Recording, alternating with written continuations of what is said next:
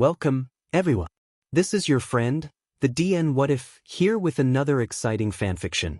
Today, we're diving into the story of what if Deku were let in on the secret of his father's quirk?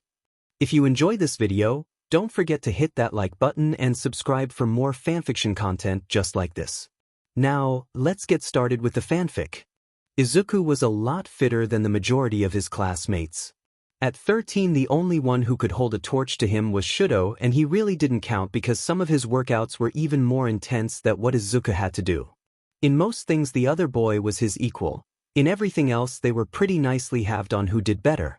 They were still young, so their specialties weren't as honed as they could be, so their inability to define a clear number one was really expected. That didn't make either of them angry per se. While the two of them enjoyed competing, they were also friends and had decided to leave the bloodlust out of their personal competitions. Momo would occasionally join them, and while she wasn't as fit as them, she had monstrous stamina and technical ability. The three friends rejoiced whenever one of them excelled and would push whoever fell behind.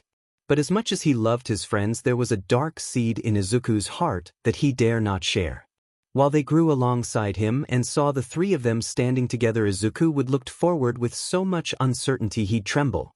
He had a fire in his belly and a storm in his heart to become a hero great enough to surpass his father, but sometimes the fire would go down and the storm would quell when he saw how utterly perfectly his friends would match him. Because unlike them, he was quirkless. Unlike them, when they reached high school and entered a hero course, he'd be at the exact same level that they competed every day, but they would receive an immeasurable boost with their quirks.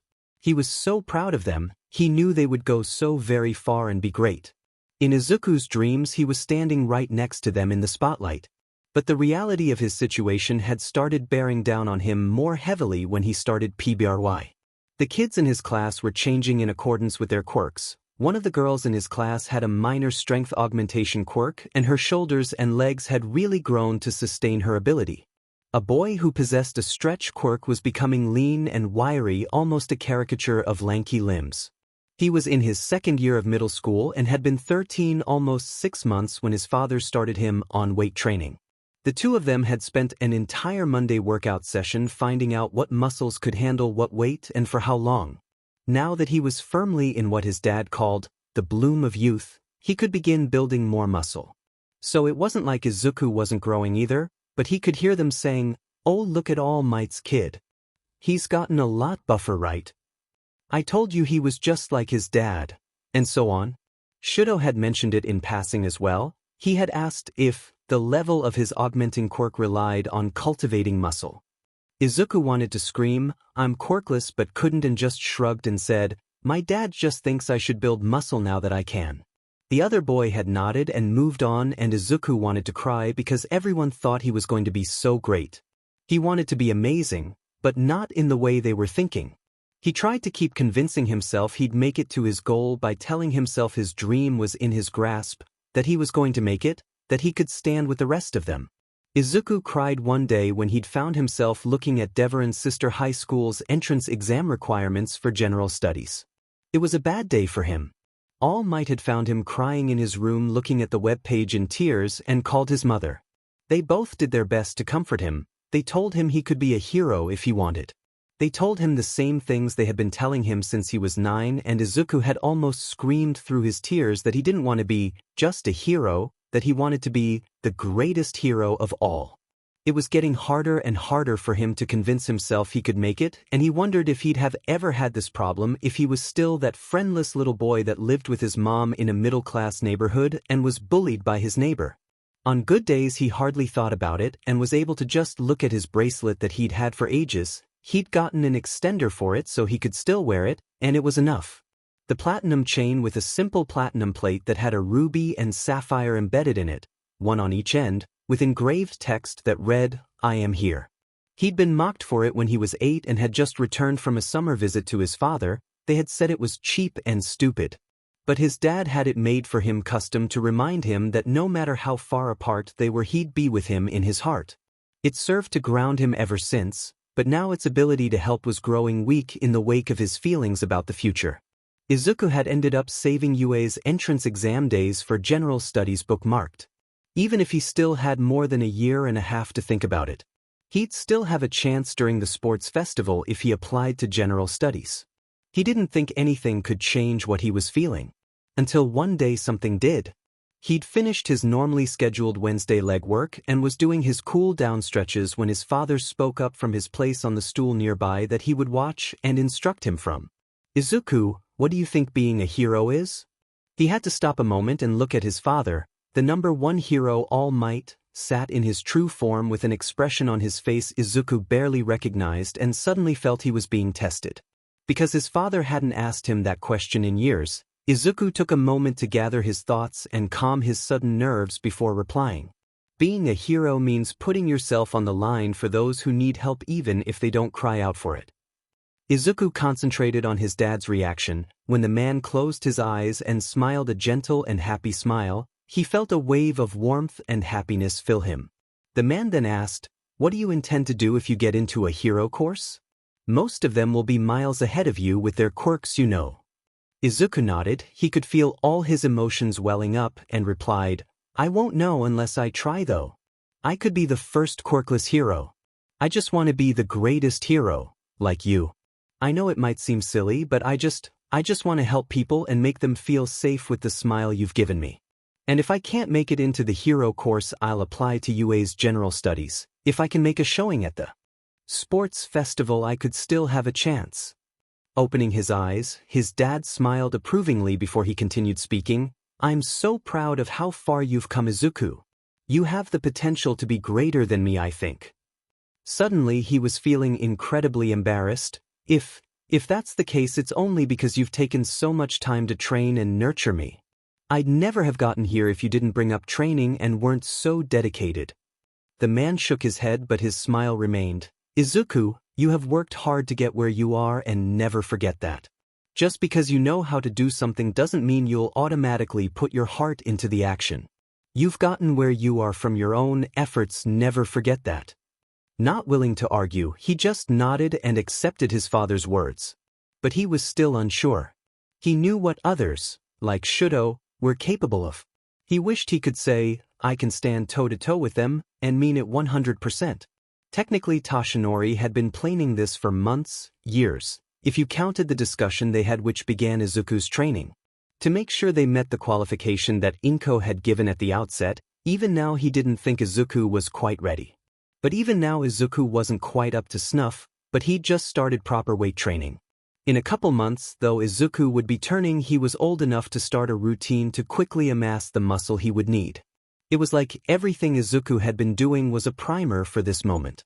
Since he was in far better shape than other boys his age, he would begin seeing results quicker, and if he decided to inherit one for all, then there would be a much smaller chance of causing himself injury. Of course, the boy wouldn't be firing off anywhere near even 50% anytime soon, but having a properly trained body was already most of the battle. He had consulted with Gran Torino and Sir Night-Eye months ago. His old mentor fully endorsed the decision and had almost demanded to aid him in Izuku's training should the boy choose to inherit. Toshinori, though it hurt his pride to admit, agreed. Izuku thought much differently than he did, and Gran Torino had far more experience as a teacher. If the retired hero was to help them, then the margin of danger decreased even more. Sir Night-Eye, on the other hand, had taken a week to give his opinion. While he'd approved, it was really Toshinori's choice in the end. It was nice to have those who had helped to train his son support him, though. It was timely as well. Izuku was starting to doubt himself more than ever, and while his son still dreamed of becoming the greatest hero of all time, he was also beginning to doubt that dream due to his current reality. Well, Toshinori would just have to twist his fate a bit. So after they had finished Izuku's workout for the day, he'd asked him what he thought being a hero was and what he planned to do given a chance to enter a hero course. Izuku hadn't disappointing him. After telling him that he had gotten to where he was by his own hard work, he gave a bright smile to the boy who was looking rather abashed and doubtful and declared, "Then I believe you are worthy to inherit my power." He watched the boy's face. It had quickly gone from unsure to completely lost at sea. Then suddenly he was muttering up a storm. Toshinori then did the only thing he could in the face of such a reaction. He laughed. Izuku was feeling like his own father had picked him up and thrown him out the window. His mind was going 1,000,000 kilometers a second, and he was muttering up a storm trying to figure out what his dad was even trying to say. Of course, you've never explained your quirk to me, but naturally I assumed it was only inherited through genetics. Maybe it can only be passed when the successor has reached PBR2I. But a quirk like that's never existed, at least to the public's knowledge. Then again, it might not even be grounded in genetics at all, but simply be able to pass itself. What's the limit on that? How is it passed? Is that even possible? Suddenly his dad was laughing, and it broke Izuku's train of thought when the man said, "You're spouting nonsense. It's simple, Izuku. My quirk is the power to transfer power. I was crowned with one for all, a stockpile of energy woven together, crystallized, and bound to a courageous heart who will answer to those in need." Izuku listened carefully, and it was starting to make sense. His father continued, "As for the limits on it, it's passed only when the current holder willingly bestows it." Nodding, the boy thought he understood. "You're offering it to me? But I mean, is it just because I'm your son?" The question seemed almost wrong after asking it, but that didn't change the fact that he needed the answer so much it was going to burn him up. If this were anything else, he'd instantly accept, but he needed to know it was truly because he was deemed worthy and not simply because he was lucky enough to be born All Might's son. His father shook his head. "No. Originally, I was planning on finding someone through viewing the UA Sports Festival and putting in an offer for internship to see what kind of person they were. But when you still wanted to be a hero despite being quirkless and continued training just as hard as everyone else with the hope that you could one day stand on the same stage as them. When you repeatedly said your sole desire was to be able to help people the best way there was, well, Sir Knight, I urged me to change my mind." Izuku startled. That was so utterly unexpected. "I fought him, of course. I was worried my affection for you and the fact that you were quirkless, just like me, was clouding my judgment. Eventually, after the accident that led you and your mother to move here, I finally yielded and began to train you. The final decision to make you this offer was made only the day you were told of this special session." He looked down and stared at his hands as he absorbed everything that he was being told. He had earned this. His father and Sir Knight I had recognized him as someone worthy of this great power. Finally he answered, "Yes." There was a moment of silence, then his father laughed again. "I had hoped for nothing less." Izuku asked one more question, "What do I have to do?" The response was instant. "The training you've been receiving up until now has been preparing your body to be a perfect foundation for what's to come. Now that you are 13 and firmly in the bloom of youth, the real show can start." With that, his father practically bounded over to a chair that was along the wall of the dojo and took a few pages of paper that had been placed there and then returned to his side. "You see, right now you have only taken the primer. Next you must kick it into overdrive with this." All Might held up the pages as if they were made of pure gold. "This is my aim to succeed All-American Dream Plan. By following this you will amass a great quantity of muscle rather quickly. Of course, nothing comes easy and it will be very difficult. Do you think you can handle it?" The man handed him the papers and Izuku read it over. His entire for the next few months were plotted out in a training schedule that looked like some sort of nightmarish caricature of what he had formerly expected this year's summer crunch was going to be. The reality of what he was being told was setting in, and all the dark doubt that had settled in his heart over the past few months was becoming hazy, and the dream-like goal that this all-American dream plan was designed to help him reach was solidifying in his mystified mind.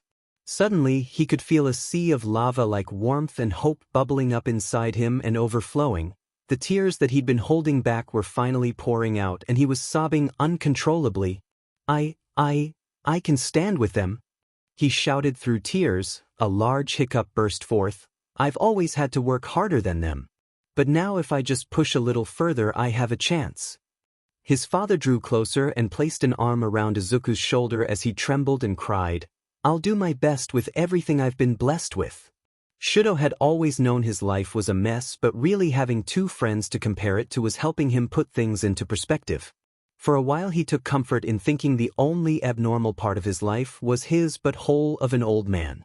But now, Momo, who mind you had once gotten in trouble for making explosives, was now working on constructing the components of a firearm.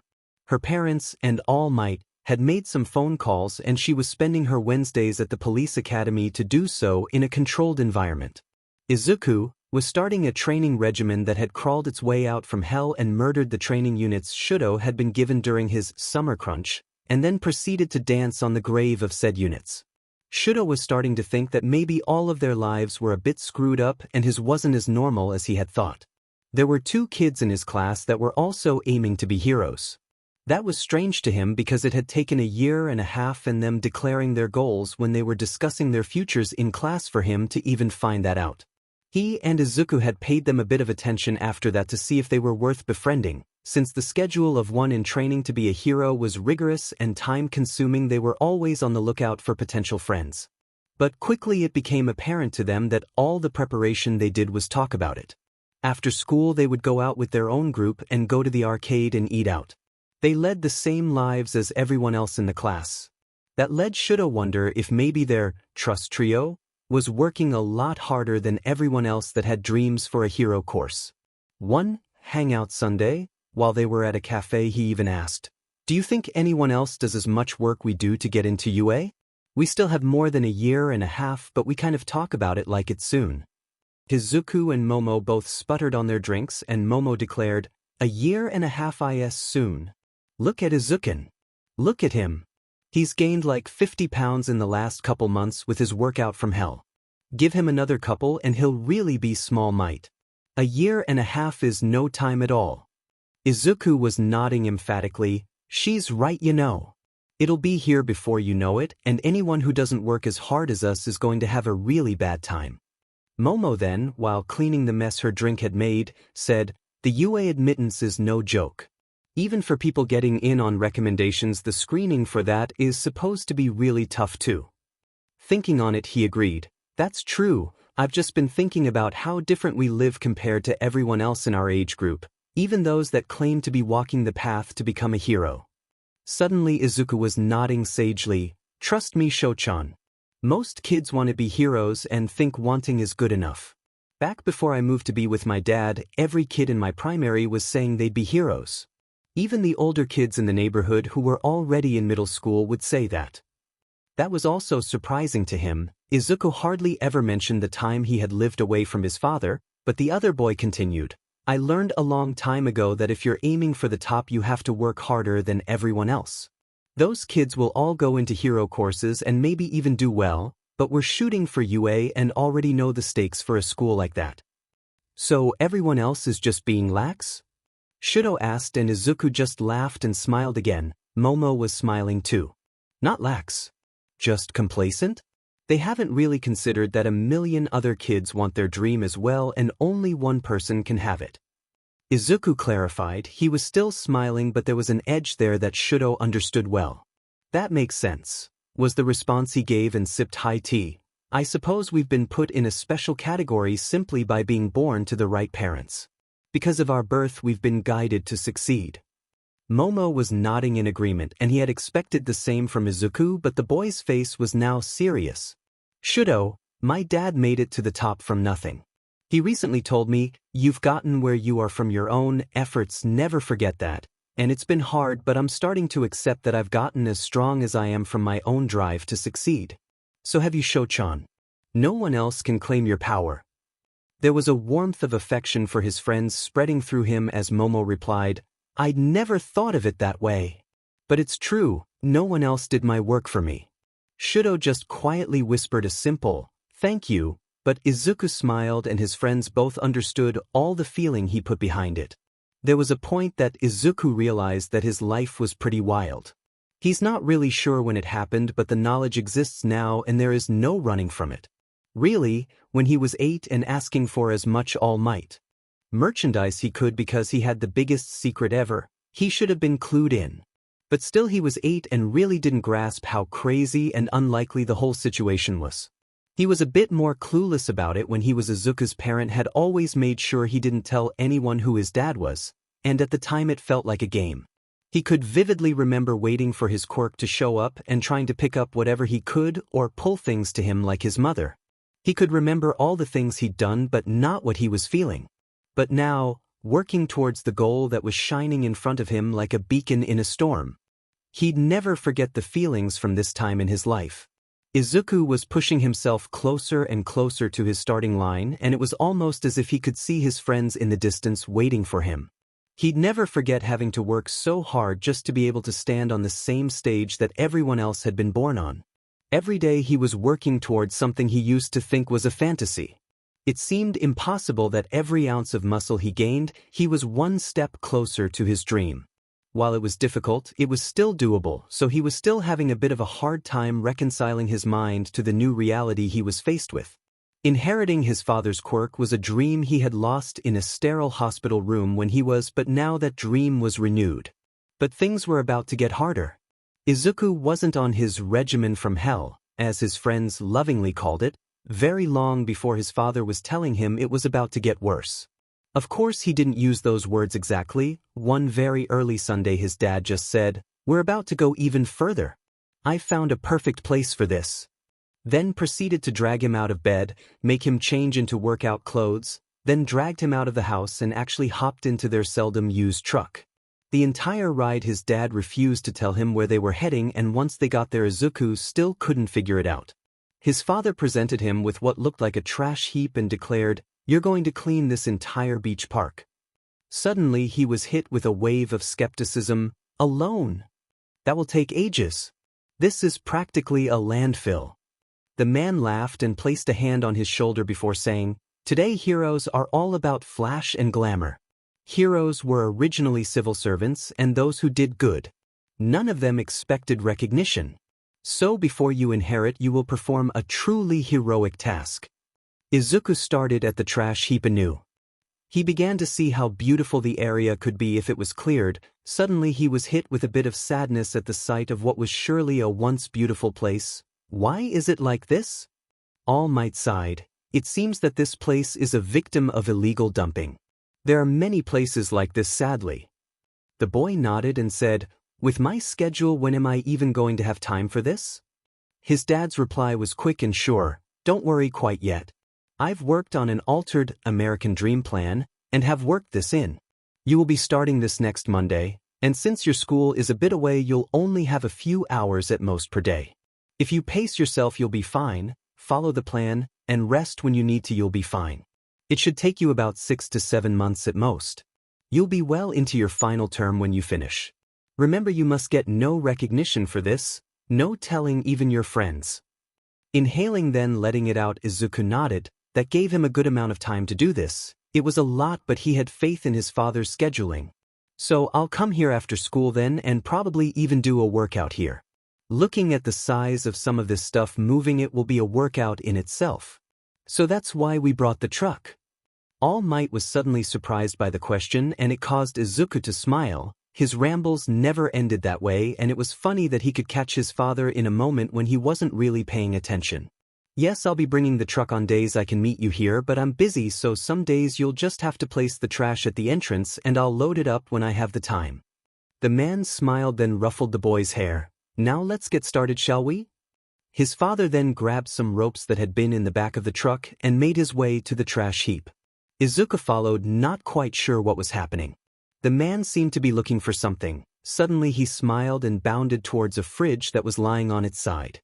Izuku watched as he powered up, wrapped it in ropes, tied a few knots, and perched himself on top of the fridge. Izuku stared at the spectacle for a moment before his dad urged him, "Pick up the ropes and see how far you can pull me.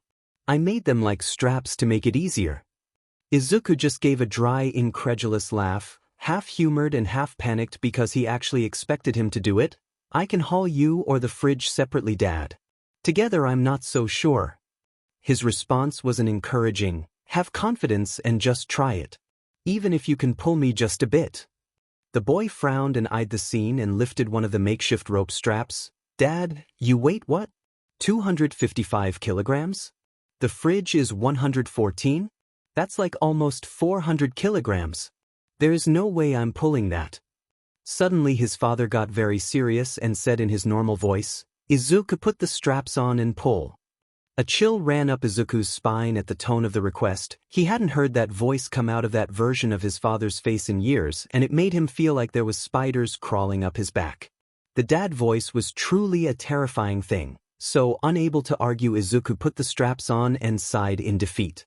Then with all his might he pumped his legs and leaned forward with a mighty pull.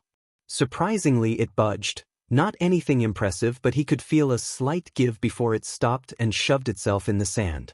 Izuku sighed and stopped pulling, then turned to his dad. "So?" All Might had his face in his hands and said, "You're so adorable. You pulled it a whole 31 centimeters. Izuku blushed at his father's antics. "Please. Can we begin properly now?" The man just nodded and hopped of the fridge, and the boy began his work. From that day, Izuku's life started to look a bit like this. He went for a run in the morning, showered, ate breakfast, then headed off to school. After school, he would jump on a bus to the beach park, do a warm-up and move as much trash as he could, with workouts in between, before getting home. At around 6:30, eating and doing homework. He then slept and then did it all again. The only exception to this schedule is Friday through Sunday. The Sunday and Saturday he rests, and Friday is the day he spends with Shudo. Really, it's a bit of an impossible mess. He's spending at most 2 hours a day moving trash. So about a month in, he decides Wednesday is becoming a rest day for him, and he's going to start moving trash early morning on Sundays. While he's tired during the afternoon on Sunday when he hangs out with his friends, but as long as he went to bed early he'd be fine. And the fact that he could see more progress happening at the beach and with his body once he made that change doesn't really hurt either. Todoroki Shudo wasn't really someone who pushed his nose into other people's business. But Izuku's schedule was becoming erratic, and it was starting to worry him. When he and Momo would text him after school, and after his normal workout routine time, Izuku wasn't answering them. Momo had finally broken down and asked about it during a video conference study session, and Izuku had informed them he wasn't training at home every day anymore and left it at that. That of course was a non-answer and made Shudo even more curious.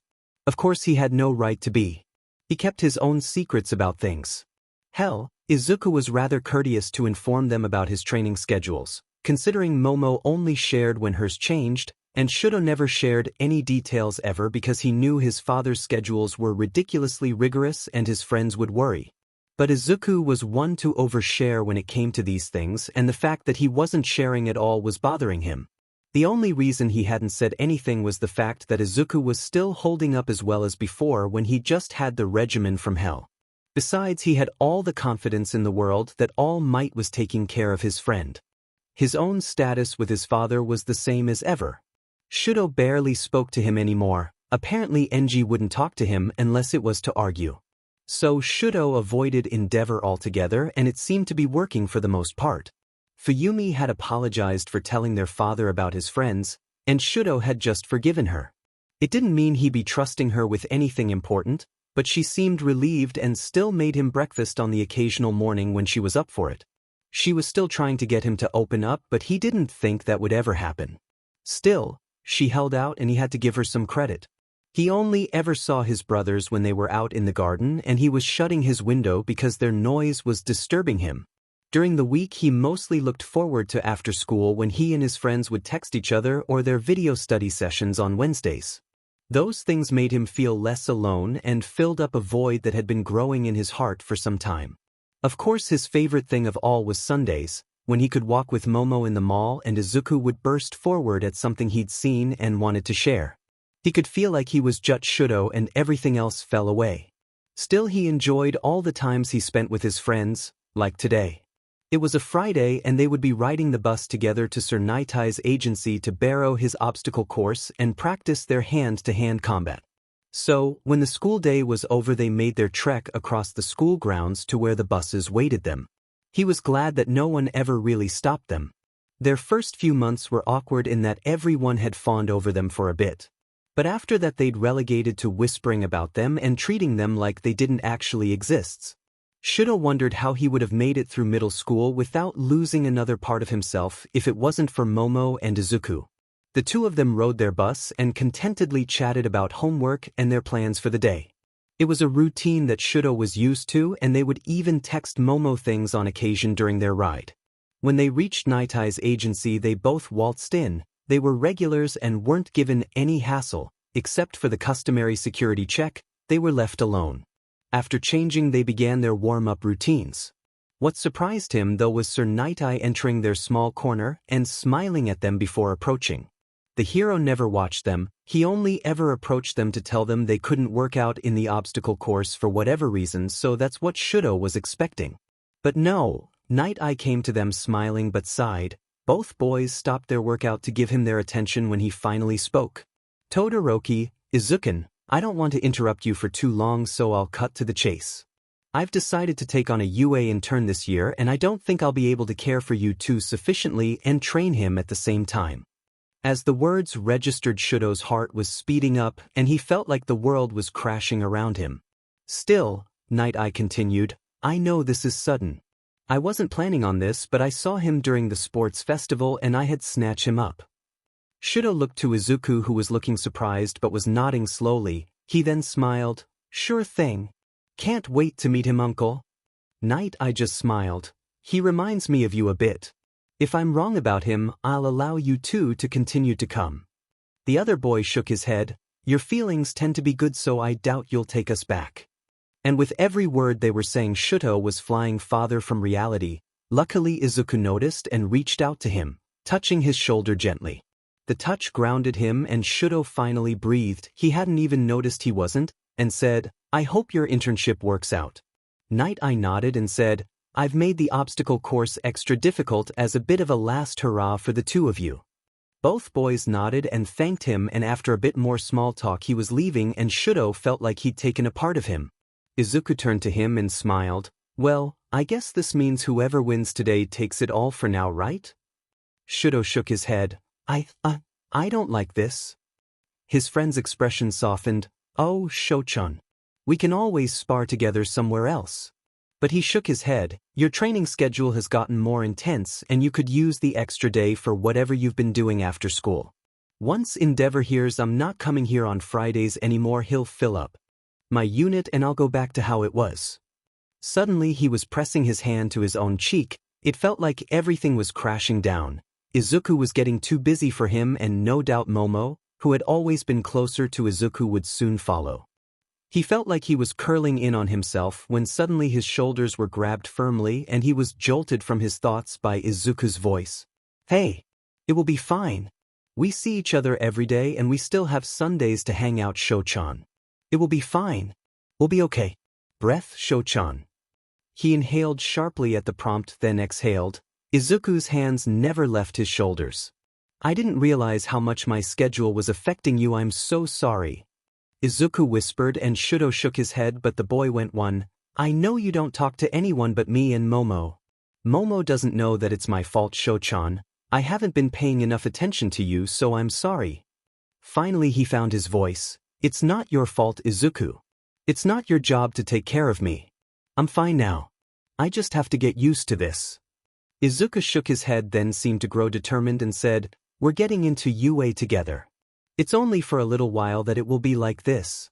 Shudo nodded, finally finding his calm again. Momo will be there too.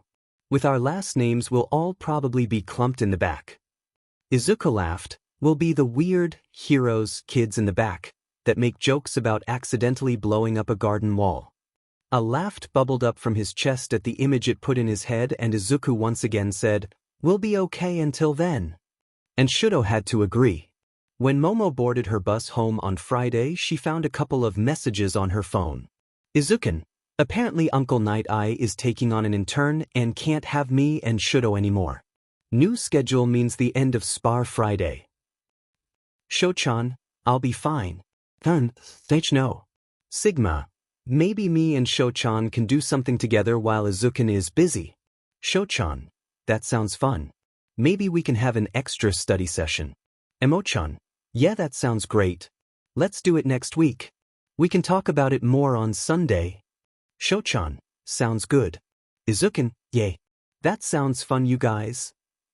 Emo-chan, you'll be fine, Izuku. You'll be fine. Shaking her head, Momo frowned. She felt a bit bad that the two of them no longer had a place nor the time to spar, but she was happy she could help Shudo out. Really, she was a bit jealous of how close Izuku and Shudo had become, but really they couldn't help it. Momo sat back in her seat on the bus and listened to her music while watching the cars go by. When she arrived home, her parents were still at work, so she checked the kitchen counter for any notes they may have left her. Normally, if her parents were going to be out late, they would provide money for takeout or even have food ready for Momo to prepare. This time, however, there was no note, so Momo assumed that at least one of her parents would be home soon. Heading to her room, she changed into her workout clothes and did her routine before showering. By the time she was done changing, Momo could hear someone in the living room, so she headed to greet whoever was home. When she got to the kitchen, she found her mother preparing some meat and smiled in greeting. "Do you need any help, Mom? I just have homework left." The woman smiled. "Thank you, dear. There's a basket of vegetables in the fridge. Could you get it out? I'm going to make a sukiyaki." Momo nodded and began shuffling through the fridge for the basket, and when she found it, began washing and chopping them for the meal. Doing this was something normal for her and really helped her relax and wind down from an otherwise long week.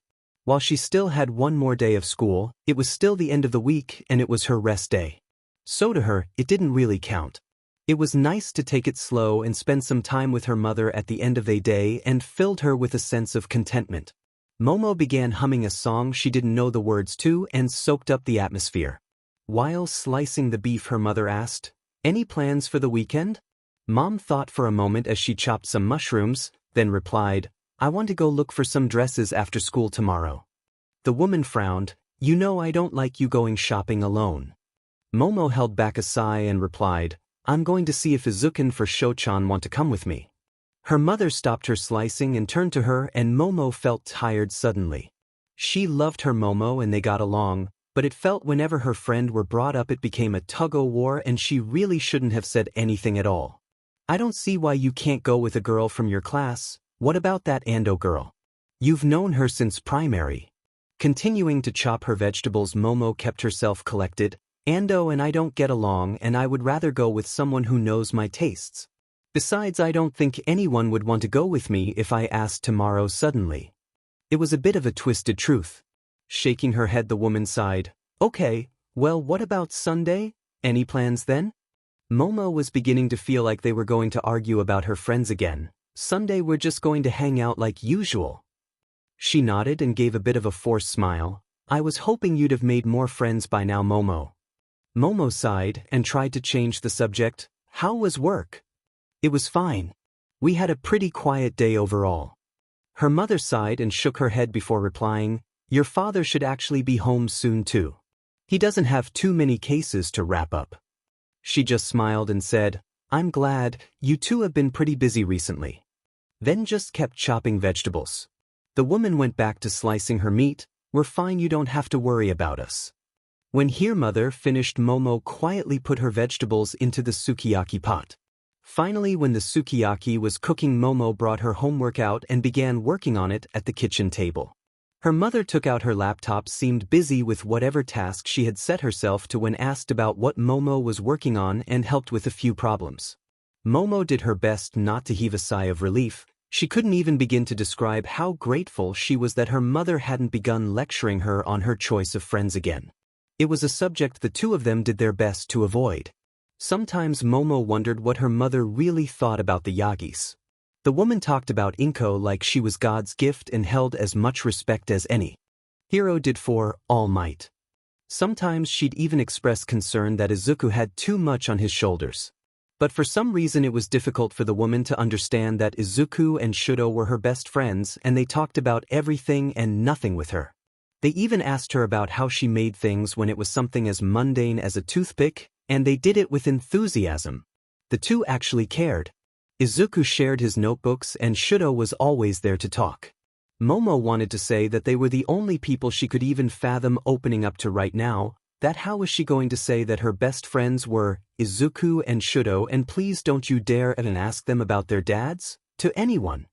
How would she even begin to let anyone into their precious bubble of stupid emojis and jokes about Izuku's ridiculous workouts and Shudo's fascination with the fact she almost blew something up when she was 7?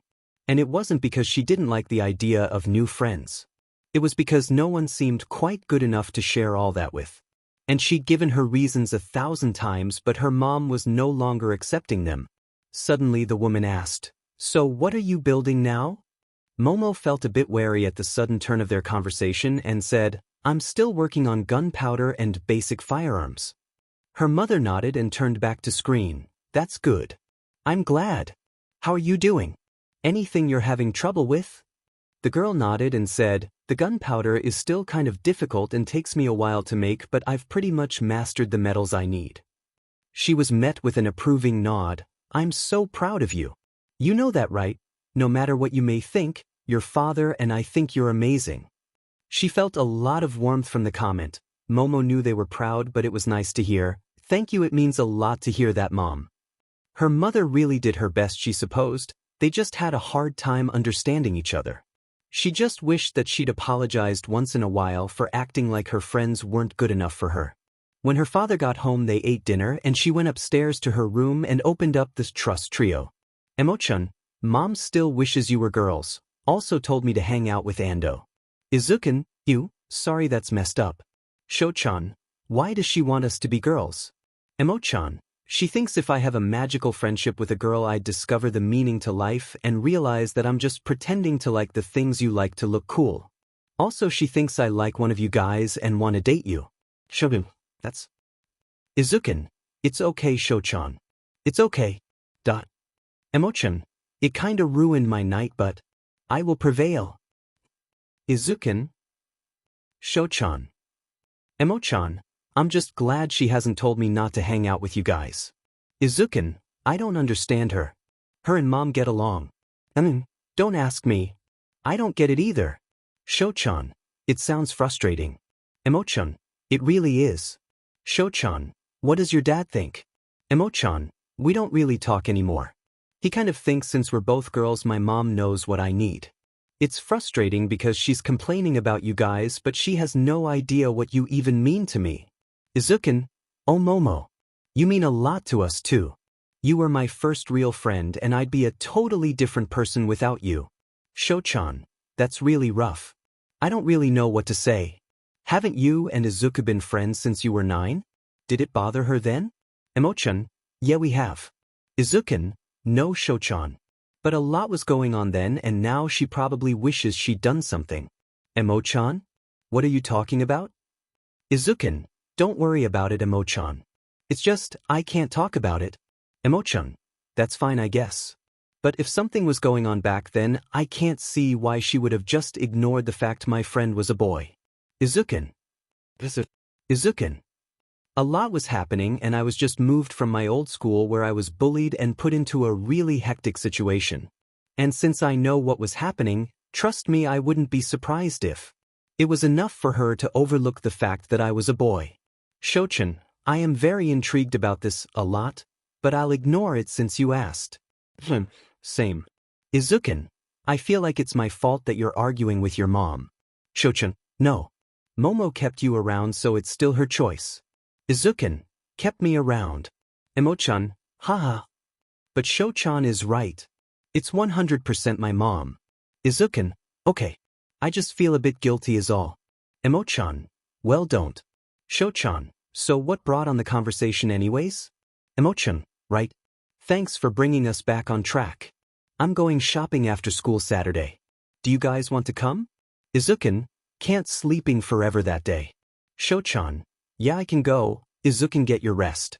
Emo-chan, okay I'll meet you at the mall by that dress shop by the taiyaki stand we always go to. Sho-chan. She laid back on her bed and sighed. Izuku had just given her a paradigm shift she never thought she'd have. But looking back to that time, it made sense that something was happening in his life that and he'd never told her. How often did he face enormous life changes and kept quiet? How many times was he sworn to secrecy regarding his own life and experiences because his father was all might? Momo felt so stupid that she hadn't noticed something that had affected her peripherally. Even then it was just a possible reason for her mother's behavior. She'd never really know unless she asked, but if she asked it would imply she knew what was happening, and suddenly Momo felt so tired so she decided to think on it later and got to bed, really after the day she needed it. Most of Toshinori's time these days, when it wasn't spent performing heroics, was dedicated to the care and teaching of Izuku. Many of his methods were borrowed from his own mentors and many were taken from various books and articles that he had managed to get his hands on. Toshinori had searched for ages to find a place that Izuku could perform a heroic act for society without recognition. The beach park he had chosen was perfect for every one of their needs. Izuku had been cleaning the beach for a couple months now and was doing very well. It made him proud to see his son's effort bear fruit. Overall, with the help of Sir Night-Eye and Gran Torino, his son was making excellent progress in his effort to become a suitable vessel for One for All. Time was drawing close, and Izuku would probably be ready sometime in the summer. Wasn't the spring that Toshinori had previously hoped for, but it was close enough. It was good timing as well. Many of his juniors and contemporaries that knew about his condition were expecting him to retire, some of them even looked to his son. The advent of Izuku was going to be right on time. Really, All Might, despite a brief lull in activity a few years back, was still incredibly active on the public scene. Toshinori did his best every day to spread out his 4-hour limit as much as he could to do the best that he could. A lot of heroes that he trusted knew about his condition and were an incredible help to him that he didn't think he would ever be able to repay. But he knew his limit was getting shorter and shorter, and with Izuku going at the rate he was, the boy would be inheriting One for All soon. There were some people in the group of those who knew of his quirk that didn't know that. Principal Nedzufuron had no clue and had started sending him recommendations for different members of UA's student body that he felt showed promise. In the end, it was Principal Nedzu that was the source of his biggest problem and his greatest solution. He'd gotten the letter only that morning, and now he was sitting in the dojo, really staring at it and looking into the future, thinking about everything Sir Night-Eye and he had been so near a falling out over, the thing that had caused their friendship to reach a point where it would probably never be the same. Everything Inko had worried about for the past few years and everything Izuku represented to him. He thought about Nana and sighed. Folding the letter, Toshinori went to find Inko to tell her what had come up. He found his wife reading a novel on the porch. She greeted him with a smile and he kissed her on the cheek before sitting next to her and cutting right to the chase. Principal Nedzu offered me a teaching job at UA. Inko gasped and suddenly she practically threw down her book and looked like she was going to cry. Toshi, what are you saying? Inhaling, he continued, he's worried about my health and has offered it in order to help me slow down a bit. Nedzu also thinks it will give me more time with my successor. He doesn't know about Izuku, but he does know I've been thinking about one. He looked to his wife and his heart broke at the joy and relief he saw in her eyes, but there was also a problem, and Inko got to the heart of it when she asked, what would the commute be like for that though? Taking the job would require me to live within the UA's district. Otherwise the long hours combined with the commute would be too much. Toshinori sighed and looked to his wife. If I took this job, the entire family would have to move back to the same prefecture that the two of you used to live. Inko pressed her lips together. She was obviously more conflicted now. How long do you have to consider it? I mean, if Izuku agrees to this, how long do you have? Toshinori scratched his nose and looked up to the afternoon sky. Nedza gave me till the end of the school year. You see, if I accept it now, next year will be spent taking the classes required for a teaching license at UA, but we'd have to move before then for me to be able to register for that prefecture. Inko nodded and sighed. We'll have to talk to Izuku about it and consider what it means for him and his education. But Toshi, I really think you should take it. I've been wanting you to slow down for years, and I don't know if I can handle the uncertainty anymore. Despite his injury, he was one of the busiest heroes around. Of course, his wife had been worried for him. Her concern was a key factor in this decision, and it was weighing on him heavily. If he took this job, there would be a chance he was going to be teaching Izuku, so he'd have to talk to Nedzu about that as well and make arrangements. It was really starting to eat at him. Toshinori adored the idea that he would be giving his wife some security and that he would have a chance to guide his son while he attended UA, but the fact of the matter was he didn't know if Izuku would be willing to part with his friends for his last year of middle school. On top of that, he didn't want the boy to part with them just because his parents had made an arbitrary decision or because he thought they wanted it. They'd have to have a long discussion on the matter. Inko smiled and took his hand. We both want what's best for this family, so as long as we keep that in mind, it will work out, Toshi. He nodded and gave her a smile. I hope so. Shudo wasn't really accustomed to going places with just Momo. The Saturday they had spent looking for a dress for her was an exception rather than the rule. But now, with Izuku's new schedule that seemed there to stay, the two of them spent a bit more time together on Saturdays. That's not to say the three of them had spent every Saturday together before, but on the rare occasion they did go anywhere after school, they all tended to go together. Now though Izuku was sleeping a lot more and while he missed his friend, the boy needed it. The biggest change that occurred though was the fact that he and Momo studied together over video chat on Fridays to replace Friday spars. Izuku joined them on occasion but his Fridays now mostly belonged to Momo. That was something that was far more regular. And Shudo was rather unsurprised to find it nice. There were some things the two of them couldn't talk about when Izuku was around. That's not to say they didn't want to talk about them. But discussing your quirk with someone who never even disclosed their quirk's classification was a bit awkward. So Shudo tended to talk about quirk strain and technique with Momo. The two of them also discussed the newest All Might merchandise that was coming out. Really it was mostly actual studying, but if the two of them felt the need to talk about their own quirk setbacks and growth they went to one another. It was during one of those discussions he brought up the subject that they had been dancing around. Shudo had talked about his own frosting and how he was trying to design a hero costume that had an apparatus where he wouldn't need to adjust his temperature with his left side, and suddenly the thought struck him. Has Izuku ever told you anything about his quirk? Anything that could hint to what it could be? Momo paused in surprise, then seemed to consider it. Of course she would be the one to ask about Izuku's quirk. She had known him for much longer than Shudo had, and while a lot of people speculated what Izuku's quirk could be, the two of them would be in a better position to puzzle it out. Occam's razor dictated that Izuku had his father's quirk and was only secretive because All Might was also silent on the topic.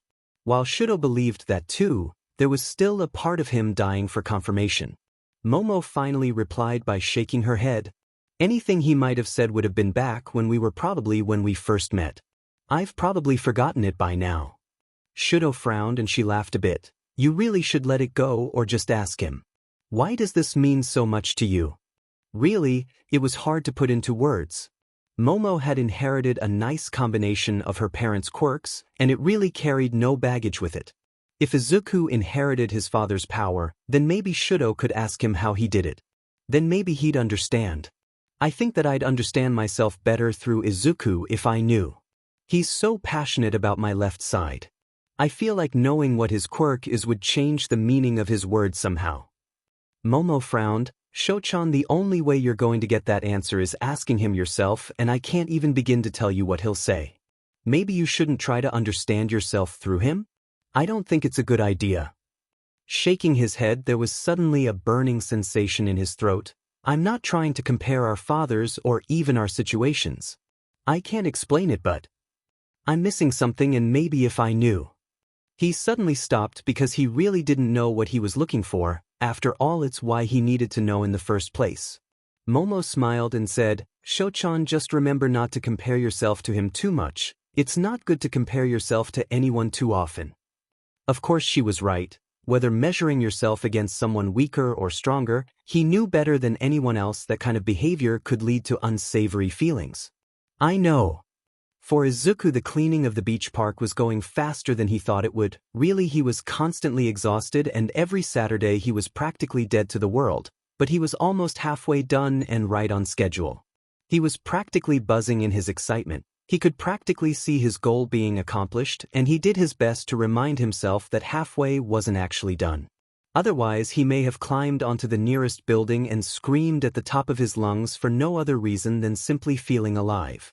Time spent with his friends was the core reason for the time slipping by so quickly.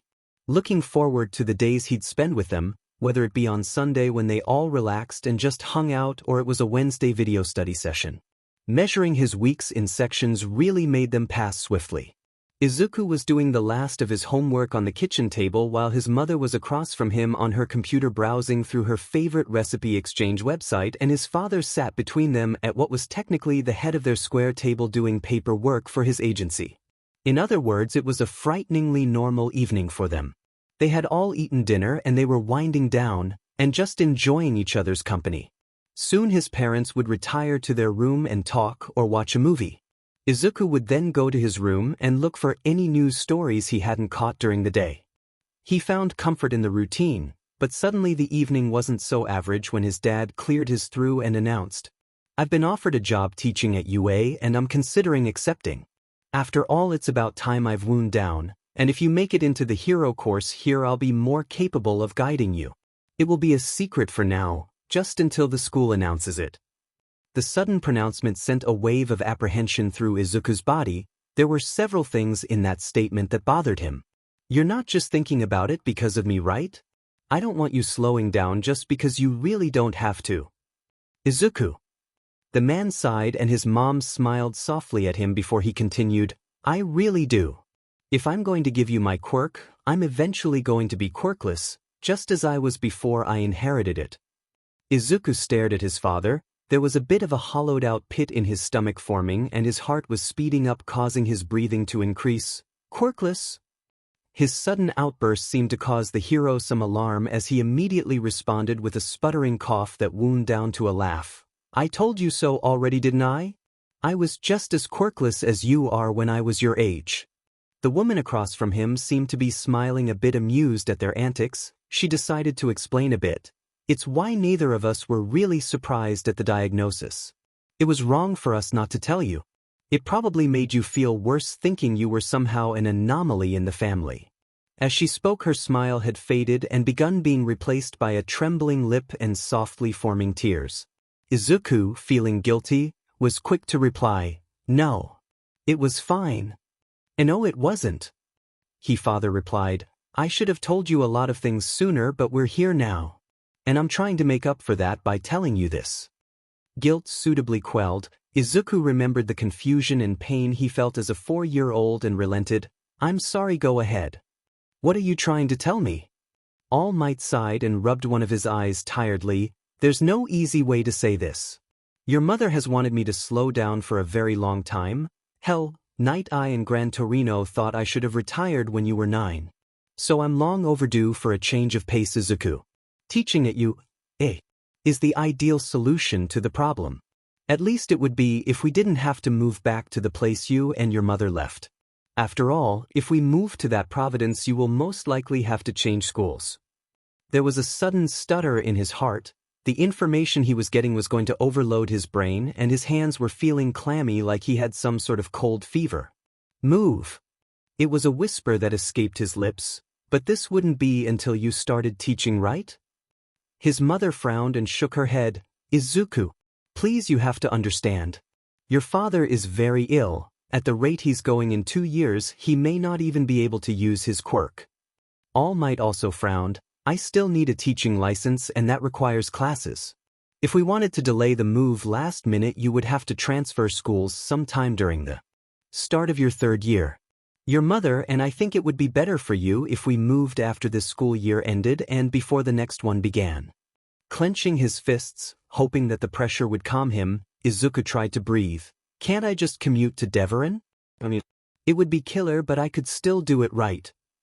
All Might shook his head. "Son, your entire 3rd year must be spent cultivating your quirk before high school. You'll need all the time you can get and an extra long commute won't do you any favors. There is a difference between pushing yourself because you must and pushing yourself because you didn't want to change." Izuku looked to his mother, and she gave him a soft and sorry smile. Of course he understood where they were coming from. He knew how bad his father was. He did his best to ignore it all the time and pretend it was okay, but really he had been hyper-aware of the man's condition since he was 9 and crying for his papa to be alright. It made sense, really. The decision to teach, All Might was the #1 hero for a reason, and with his time running short it was vital that he pass on his know-how to the next generation of heroes. Izuku supported it in that sense, but his mind kept running into the wall of, "I can't abandon Momo and Shudo like this." Because first he chose Deveron over Momo, then with Shudo their spars were taken away, and now this. And he couldn't even tell his friend why. Just that he might have to move to another school. He swallowed and nodded slowly. It was colored with a bit of resignation. The words he wanted were evading him, but he did his best. "When will I be able to tell Momo and Shudo we might be moving?" The response was a heavy sigh of relief from his mother and from his father, a concise reply. I'm going to call Principal Nedzu on Friday. You can tell your friends about the move once the job goes through, of course. As I said before, you can't tell them about the job itself though. With a sharp nod the boy said, I'm sure they'll understand. It was then that in his heart Izuku determined to finish the beach as soon as he could and celebrate with his friends by treating them somehow. Really, it was the least he could do with all the secrets he kept, and it wasn't like he could tell them about the process he was going through to earn a quirk, nor could he excitedly tell them about it when the plan was to act like he'd gotten it from his father the normal way. No, but he could take them out for dinner or a festival and they could celebrate it with him that way, and he could apologize for all the worry and stress he constantly gave them. Izuku had more scheduled naps than when he was a toddler, and his father just kept reminding him that it was to let his body recover and grow. The closer he came to completing his goal of cleaning the beach park, the more real the idea of inheriting his father's quirk became. The more he worked and the more he learned, the more the whole "don't tell anyone you're quirkless" rule was starting to make a wild sort of sense. Because if Sir Night Eye had been pulling for him as his dad had said, then he'd always been an option. That meant he couldn't tell anyone because they couldn't have him gaining a quirk overnight. Really, it was genius on their part, if a little difficult on his. Everyone who had ever assumed that he'd gotten his father's quirk would just think they were right and move on with their lives. It was so strange to think about it from his parents' side, but it felt so refreshing to finally know why. Why he'd had to clutch his quirklessness so close to his chest with the people he trusted the most. The fact that Sir Night Eye and Tsukachi knew meant that he could tell Momo and Shudo one day. That had to be enough for now. Because he'd figured that out too. He'd once told Shudo that if he really had Endeavor's quirk, then Endeavor would be running around quirkless. And now he knew All Might would become quirkless eventually, and if his friends knew that All Might was losing his powers, well, put simply, they'd be targets. It was the same reason Momo still didn't know about his father's emaciated condition. So he held this knowledge and he worked. He's 14 and his best friends are actually starting to tease him by calling him Small Might, because of his increase in size when he finally finishes cleaning the beach. He's standing on top of the railing that leads to the beach park and screaming his lungs out. Part of him feels like he's invincible and there's a rush of excitement rolling through him. Friday, and rather late in the evening, the sun is beginning to set and it's almost night in fact, and he'd called his father to come for the pile. Izuku hadn't told him that he'd finished, and when the boy stopped screaming, he could see All Might powered up and standing next to the pile and grinning like it was Christmas morning. He could feel his cheeks stretching from the grin he too was sporting. A sudden laugh bubbled up from his chest, and he jumped from the railing and ran towards his father. The exhilaration of all his work coming to fruition was too much, and he threw himself at the man. All Might easily caught him and lifted him easily and spun them around, laughing his loud and bellowing laugh before chanting, "You did it! You did it!" over and over. Izuku felt on top of the world as his father placed him back on the floor and said, "You've become quite the suitable vessel." He could feel the tears forming in his eyes and tried his best to hold them back, but kept smiling. "Thank you so much for this opportunity. Papa, I still can't believe it." All Might ruffled the boy's hair and smiled. "It seems it's time for your award ceremony." Izuku tried his best to focus. His fervor was now returning. "Right now?" The man nodded and said, "No time like the present." Tears ran down Izuku's face, but they were small and his father just kept smiling and put a hand on the boy's shoulder. All Might plucked a hair from his head and said, "Someone once told me, something you receive because you are lucky and something you are given because you are recognized different in essence. Take that to heart, my son. You earned this through your own hard work." Izuku had nodded, happily wiping the tears from his eyes. While he was slightly confused at the turn events, he concentrated on his father. All Might then offered him the hair and said, "Eat this." He couldn't help it, he screamed, "And oh, that's way too weird, Dad, please." His dad was full-blown laughing, saying, "You have to take in my thing, eat."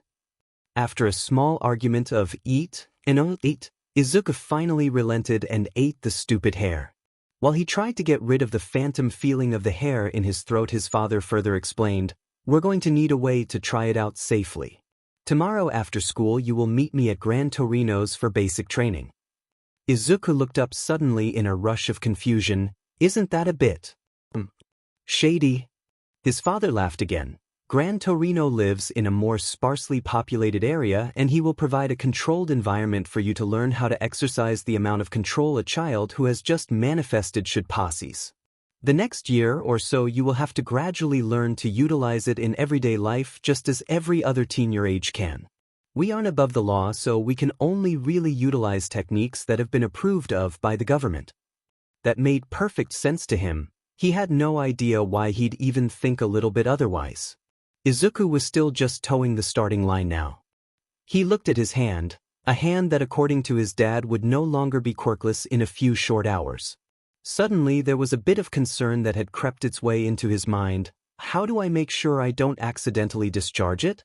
I mean, I have a whole day with Shochan and Momo in school before I learn how to use it. His father looked a bit surprised, then nervously replied, "Oh yeah." Izuku did his best not to choke on the laugh that wanted to escape. Really, he loved his dad very much, but sometimes. All Might powered down finally as he thought, then replied, "It may sound a bit strange, but when you use my quirk you'll have to squeeze your buttocks and yell this inside your heart, smash." The smash was punctuated by an enthusiastic uppercut and Izuku smiled. That sounds simple enough. So, why the wait to try it out? His father explained, since One for All can be very flashy and volatile, we'll need to be very careful and make sure you won't be hurting anyone or yourself, even if it's accidentally. That also made a lot of sense. Izuku put his chin on his fist and thought a bit about everything he'd just learned. There was an electric current buzzing through him and he wanted to scream, "I have a quirk now!" But he was also extremely nervous about the prospect of hurting himself. "Don't worry too much," All Might declared before wrapping an arm around the boy's shoulder. "You've been training for this for a long time. You won't be able to use 100% anytime soon, but you're still very young.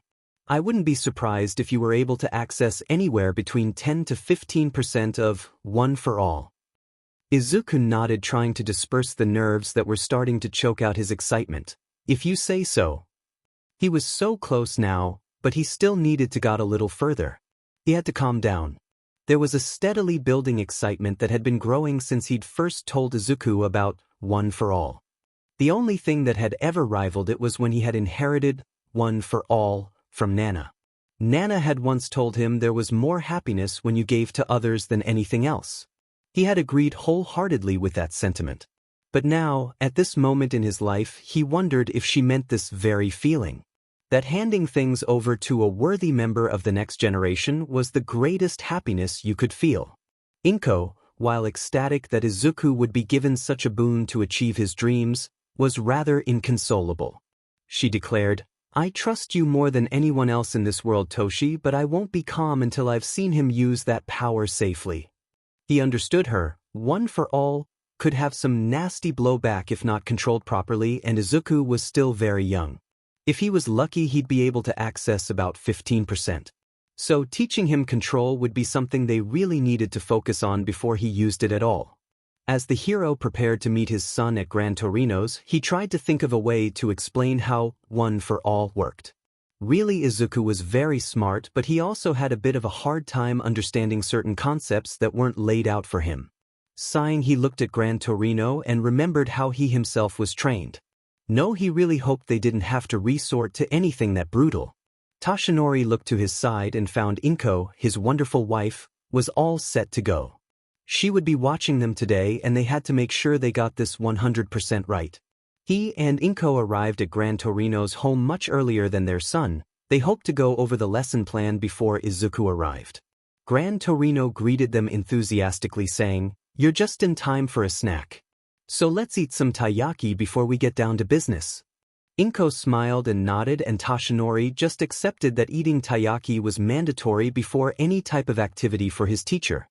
His wife happily sat at the dining table. They had done this often, and it was a situation that Inko was more than familiar with. Gran Torino took a seat across from her and Toshinori went to the microwave, as he was practically expected by now, to get the food that was no doubt almost ready. When he removed the taiyaki from the microwave, he placed it on the heat-proof cloth that was at the center of the table. He then took his seat and his mentor dug in.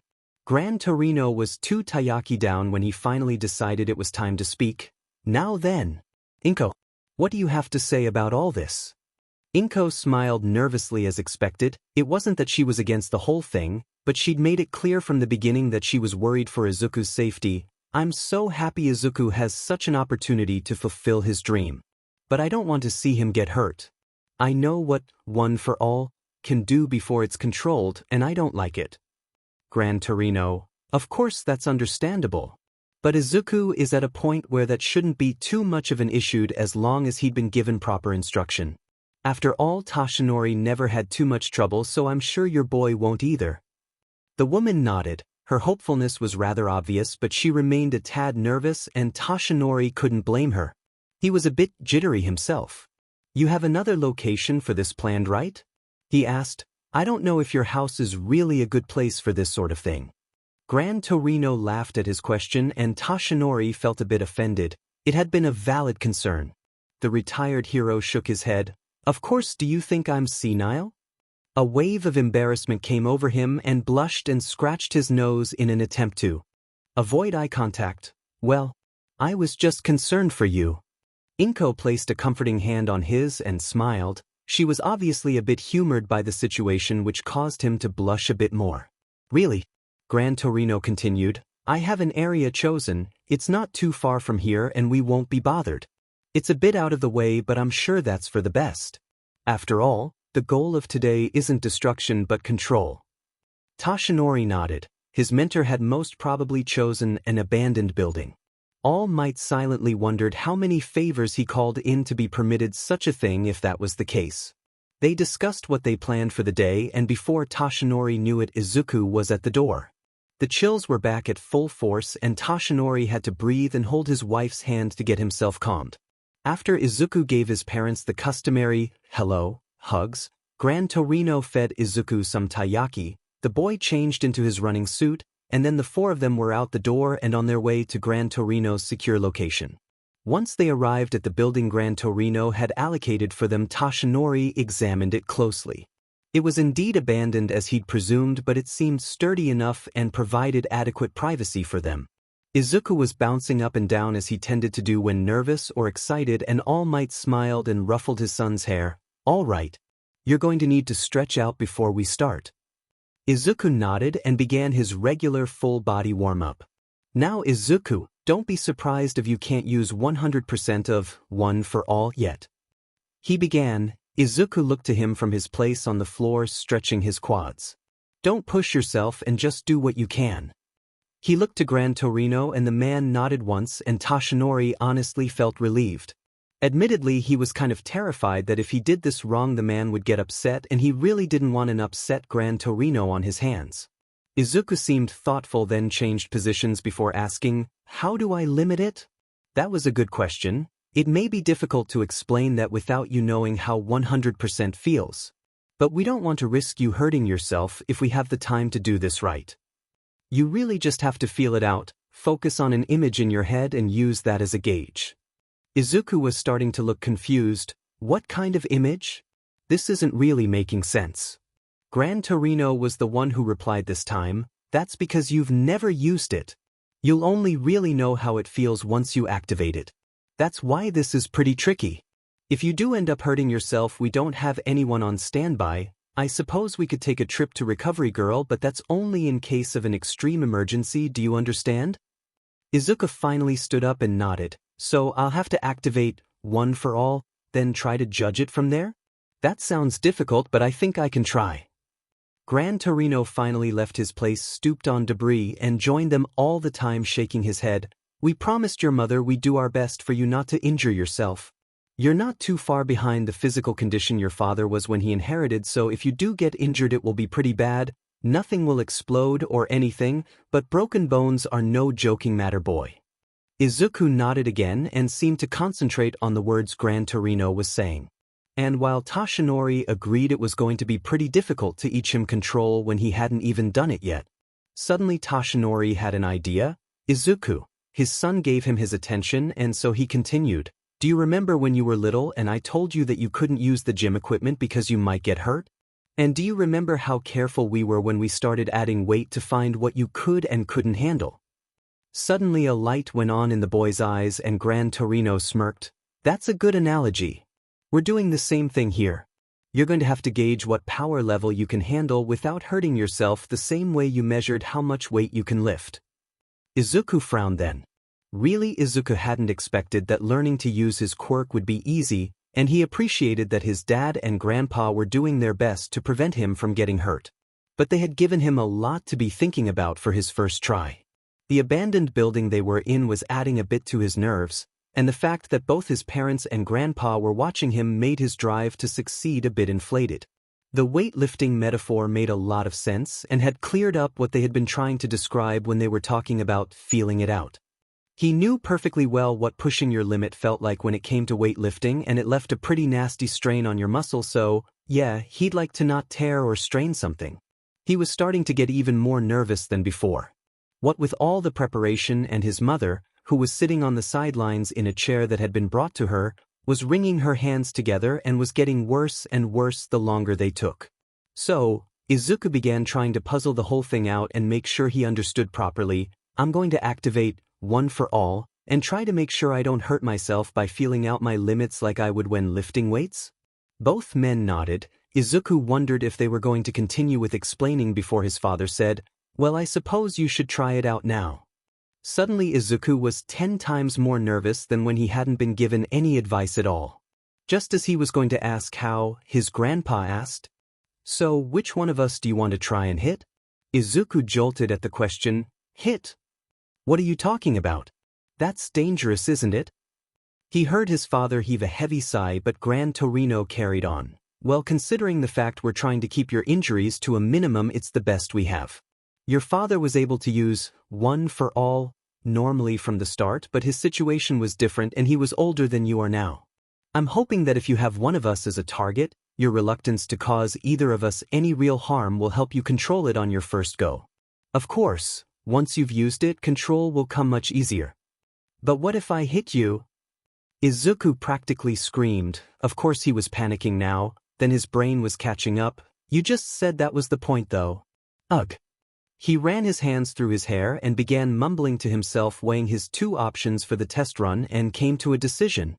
Dad had less of a chance of getting hurt, right? Gran Torino nodded, then said, "So I guess you're going to try and hit me then."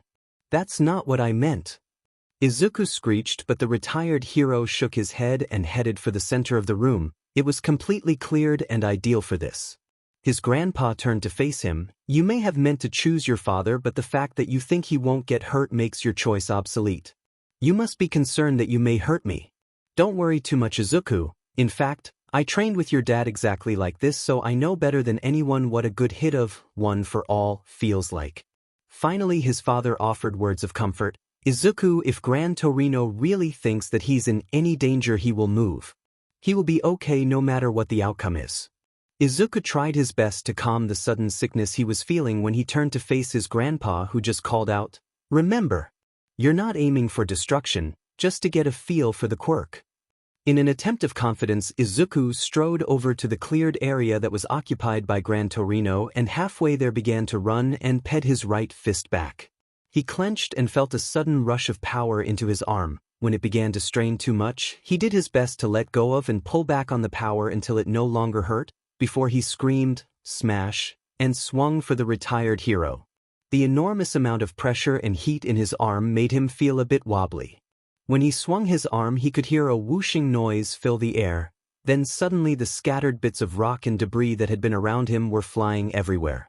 The force of the punch had caused a gust of air that was blowing the rock chunks in every direction. His grandpa's face contorted just moments before he jumped out of the way and dodged the hit. When it was over, he immediately glanced toward Gran Torino, who just gave him a thumbs up with a wicked grin, and then to his mother, who was now gone from her chair. After the dust had settled, his eyes found her by the doorway which they had entered from. His father was powered up and holding her bridal style way from the mess. Izuku suddenly remembered his arm and looked at it.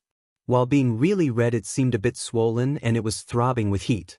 He tried to flex his hand and found it rather stiff, like he'd strained it, and it felt like electricity was running up his arm. Holy shit! Feeling a mix of overwhelming happiness that he'd at least been able to do it, mixed with pain in his arm and concern for his mother, he held his arm close to his body and jogged over to his family. "Are you all right, Mom?" All Might put her down gently, then powered down. His mother patted her husband on the arm and kissed him on the cheek before replying to her son, "I'm perfectly fine. Your father was just making sure I didn't get dust on me." "Oh Izuku, I'm so proud of you, but you seem like you hurt yourself." She turned to his dad with a rather irritated look, and he began trying to soothe her, and Izuku felt a bit bad that he couldn't get it right on the first try. Suddenly Gran Torino was hovering around him and inspecting his arm carefully for a few moments and declared, "You've also strained quite a few muscles, but overall it's nothing that can't heal in a few weeks." Izuku nodded and his dad sighed in relief and asked, "Do you have a good image of what it feels like now?" Izuku thought back on the pressure of the power that had coursed through him and smiled. "I felt like a BZT or like an egg in a microwave about to explode." The man laughed and began a coughing fit before calming down and saying, "It's kind of plain, but if it works, it works. Just don't let the egg explode and you'll be fine." His grandpa, however, eyed the two of them and announced, "Well, time for a crash course." His father began coughing and sputtering, but Gran Torino explained, "You need to pull back and quick. You only have a couple days to learn at least some basic control before you have to go back to school. Think back to your elementary days. There were tons of accidents with quirks, weren't there? But they were weak and easily dealt with. We can't risk that sort of thing happening." Izuku nodded. He kind of recalled when people in his kindergarten were manifesting, mainly Kachin setting fire to things and people just being amazed. "I get that. But I don't want to have to try and hit you again." The hero stopped coughing and gathered his wits back up, placed a hand on the boy's shoulder and said, "Don't worry about that anymore. You've proven you can use it with some semblance of control. Of course it's nowhere near perfect, but you can't expect it to work immediately at your age. I'll get you wrapped up and your arm put into a sling for now. There are some exercises that we can do that don't require your arm." As promised, his arm was wrapped then placed carefully in a sling. The entire time his mother watched, and Izuku felt a lump in his throat. She was smiling softly at him, and there was the beginning of tears in her eyes. Arms secured and overwhelmed with emotion, Izuku hugged her. The woman embraced him for a long moment before they parted. Both had tears in their eyes. His father just watched them. His mother then frowned and said, "Be careful. Do your best to make sure this is the worst of it." Izuku didn't know what to say, so he just nodded and sniffled a bit before wiping away the tears that had gathered. The woman then turned to All Might. "So, Toshi, what's the verdict?" His father rubbed the back of his neck and replied, "I suppose looking at the damage you're utilizing about 15% with that blow." 15% that made Izuku pause and stare at the man and the area that had been cleared of rubble from the pressure of the impact. His stomach was suddenly in his throat. It really hadn't hit him that he'd have the same monstrous amount of strength as All Might until that very moment. It was a bit to take in. His dad continued speaking, "You shouldn't need 100% anytime soon, so don't worry. You'll work slowly towards it. So how do you feel now?" Izuku nodded and sighed. "My arm kind of feels like jelly. Like I did an arm workout without warming up. Or like I only went for a run with one leg, except it's my arm. If I use it anymore it will probably be bad. There's a lot of power in one swing. How would I move it around quickly though? Is that something that comes with practice?" His grandpa shook his head. "Then you'll have to pull back some more till you're solidly at around 10% so that there's no strain. As for everything else, it's a problem you'll have to work out, Izuku. If you want we can have a quick game of Quirk tag right here and you can think it over. Just make sure not to overuse your right arm." All Might made a choking noise that confused him, and his mother was patting him on the back and whispering something that seemed to calm him down. Izuku agreed, then turned to Gran Torino. "All right then, I want to learn everything I can here before I have to go back home. I won't be able to train like this there, and I feel like I'll learn better if it's on my feet." Grandpa nodded. "All right then, I want you to do your best to catch me. This is a basic game a lot of kids play when they first manifest, so it shouldn't be too hard, okay? And remember, one for all is just a quirk you inherited from your dad just like every other kid. Yours was just a bit delayed and more direct, you hear?" Nodding, Izuku got into a running stance and they began. Shudo Todoroki found himself once again ensconced in a private booth in the favored barbecue restaurant of him and his friends. Momo was already present and they had ordered some drinks, a few starting plates of meat they knew all three of them enjoyed. Izuku on the other hand was running a bit late and had sent them a text in their group chat that he was on his way and taken a picture of the street signs of a cross-section that was only a couple of blocks from the meeting place.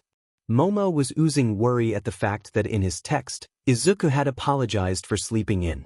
That was fine to Shudo. Izuku's training had seemed so strenuous, and since it was a rest day, Shudo wasn't going to argue with his friend sleeping until. As for Momo, while she wasn't a bleeding heart, she tended to wear more of her heart on her sleeve than Shudo did. Her reaction wasn't out of place. After all, Izuku had been closing in on himself for some time and Shudo had no idea what he and Momo were supposed to do. When Izuku finally arrived at their booth, it was before the meet and after the drinks. Only Shudo found he didn't care about that anymore. His friend was moving slower than usual, and while Izuku wore a smile, Shudo found his eyes fixed on the arm that the other boy had cradled in a sling. His thoughts were racing now. How did Izuku manage to injure himself? It couldn't possibly have been during training. All Might would never let the boy strain himself too much, and Mrs. Yagi would have both Izuku's and the pro hero's hides if they pushed it too far. It was Momo who spoke first, and she was beginning to look as distressed as Shudo was feeling when she said, "Izuku, what on earth happened?" Izuku did his best to give them a reassuring smile, one that neither of them were really going to buy with how well they knew him, and slid into the booth while trying to brush his injuries off, saying, "It's nothing. I just strained my arm a bit while training, but it's okay." The skeptical look on Momo's face was seconded by Shudo. After all, Izuku knew his limits well, and while muscle strains were normal, needing a sling wasn't exactly nothing. "We're just worried you've been pushing yourself too hard." Shudo tried to reason with his friend. "First the regimen from hell, then you started cutting down on hanging out with us, and now your arm's in a sling." Shudo could see the change in Izuku's eyes immediately. The other boy was instantly resigned, but his smile didn't waver as Shudo continued speaking his concerns. "We just want to make sure you're okay. We're friends after all." Casting a glance to Momo, Shudo was comforted to see that she was now wearing a determined expression, one that most likely meant that she was ready to argue the point alongside him if needed. It brought a warmth to his chest. They had done and would do the same for him. It was the least Shudo could do in return for Izuku. He watched as Izuku nodded in understanding and seemed to gather his thoughts before replying with an even voice, "It's just a strained muscle. I only have to rest it for a couple weeks or so and it'll be fine, and now that I've reached my weight goal, my workouts are going back to normal. I'm sorry I made you both so worried." It wasn't what Shudo had been looking for, but the promise that Izuku's workouts were slowing down again was enough for him. Nevertheless, it seemed Momo's determination was greater than his own when she spoke again. This time her voice was similar to the concerned tone Mrs. Yagi would use when she told the three of them not to be climbing the tree in the Yagi's yard. "I'm glad you're slowing down, but that doesn't tell us how it happened. Izuku, you couldn't have gotten hurt that badly lifting weights. What on earth have you been doing?" Momo was frowning and her eyes were shining, and Shudo was beginning to realize that perhaps Momo was stronger than him. "It's kind of embarrassing." Izuku sighed. "I kind of don't actually want to share the story right now."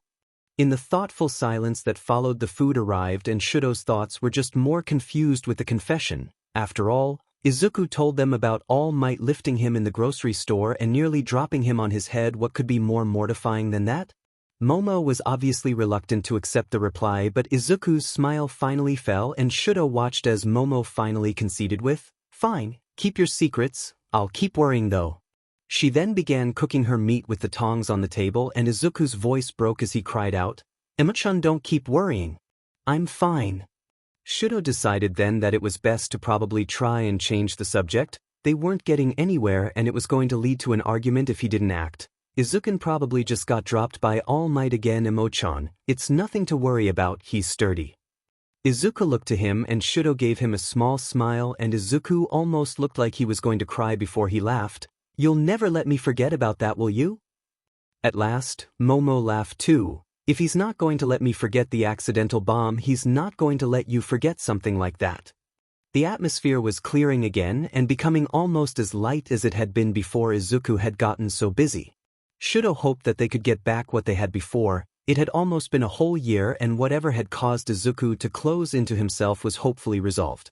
They spoke on safer topics, the upcoming finals for their second years, and mostly, Shudo hoped in his heart that they could once again talk about deeper things with Izuku, but that was the other boy's choice to make. Except, Izuku had always been like a bridge between the trio, like the glue that held them together. For them to drift apart from him. Shudo tried his best not to consider the possible fate of their friendship. Nothing truly bad had happened yet, and Shudo prayed it stayed that way. After they had eaten, instead of hanging out at an arcade or window shopping as they normally did on their Sundays, the trio ended up going separate ways. Finals were coming up and they all needed to study and get ready for their third year in junior high. Their last year before they could all be in school together. Yaoyorozu Momo wasn't an idiot. Izuku had avoided an important conversation at lunch, one that had been building for the better part of their lives, and Shudo had helped him deflect it. As she walked home, Momo could help but wonder if Shudo knew more about Izuku's mysterious life than she did. They did spend more time together at school, and the only time she ever saw him anymore was on Sundays, and over a computer screen on Wednesdays.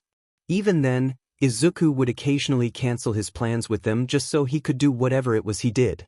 It was fine, she had plenty to do with her time away from them. Momo was working on more intricate electronic devices, and it was taking more time than her academic studies to figure out how to make a complex labyrinth of circuits and code the microchips she would need to put into her machines. Momo was practically taking an engineering course independently, and it occupied enough of her time that she hardly thought about what was going on in the lives of her friends. To her that was fine, because she had always figured that if they were having troubles they would talk about it. But now, with Izuku showing up exhausted, bruised, practically out of commission, and with his mouth glued shut on the matter, she was second-guessing that belief. Shudo had helped Izuku cover up whatever he was covering up, whether it was because Izuku trusted Shudo with the information or because Shudo wanted to prevent an argument was up in the air. It pained her in her heart to say that maybe it wasn't any of her business anyways. To her surprise, upon entering the foyer of the main entrance hall, her father was lounging in the main living room just off to the left. Momo hadn't expected either of her parents to be home until the evening, and to see her father so casually drinking tea and reading the paper in the middle of the day after the luncheon she just had was a bit of a shock to her system.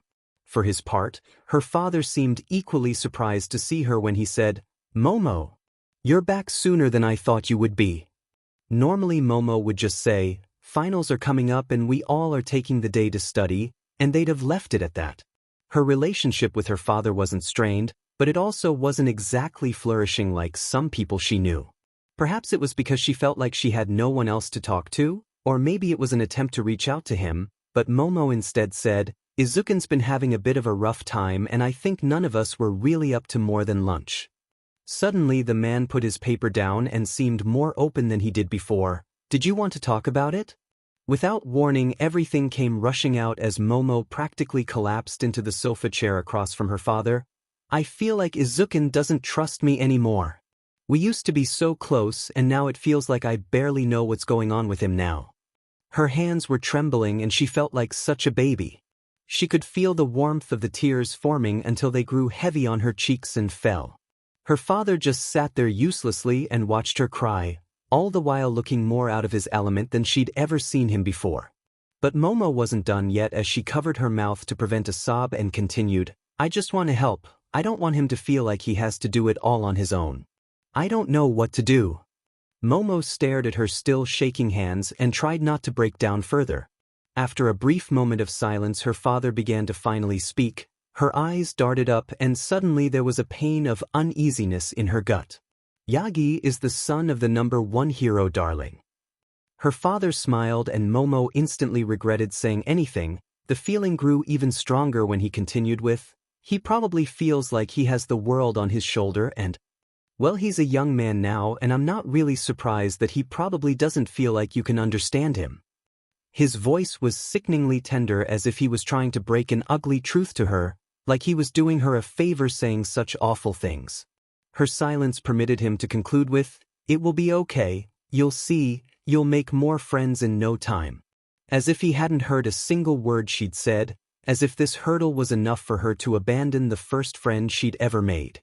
Momo's mind was screaming at her that she should say something, but as much as her throat burned, The tears kept flowing and she was trapped in knowing that even if she said something it too would probably get lost in translation. She had forgotten why she never went to her parents for these things, why it was hurting so much that she felt like she couldn't talk to her friend. Momo began drying her own tears as she did her best to steady her own breathing.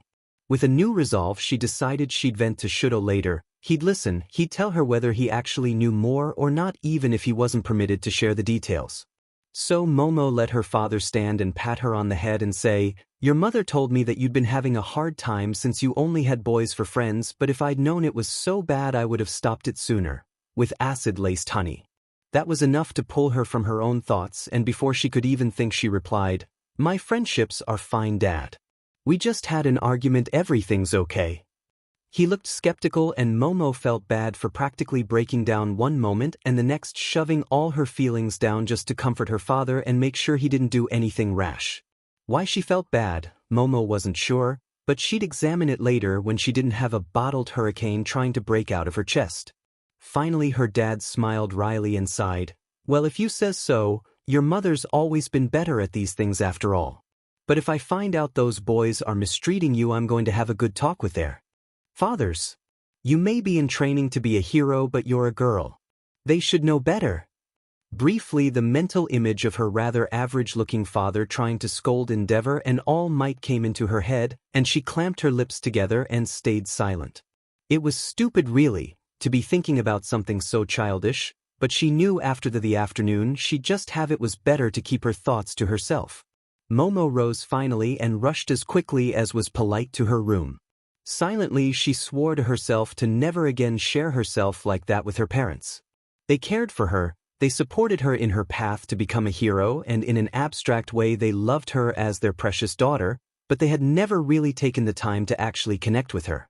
Actually no, that was wrong.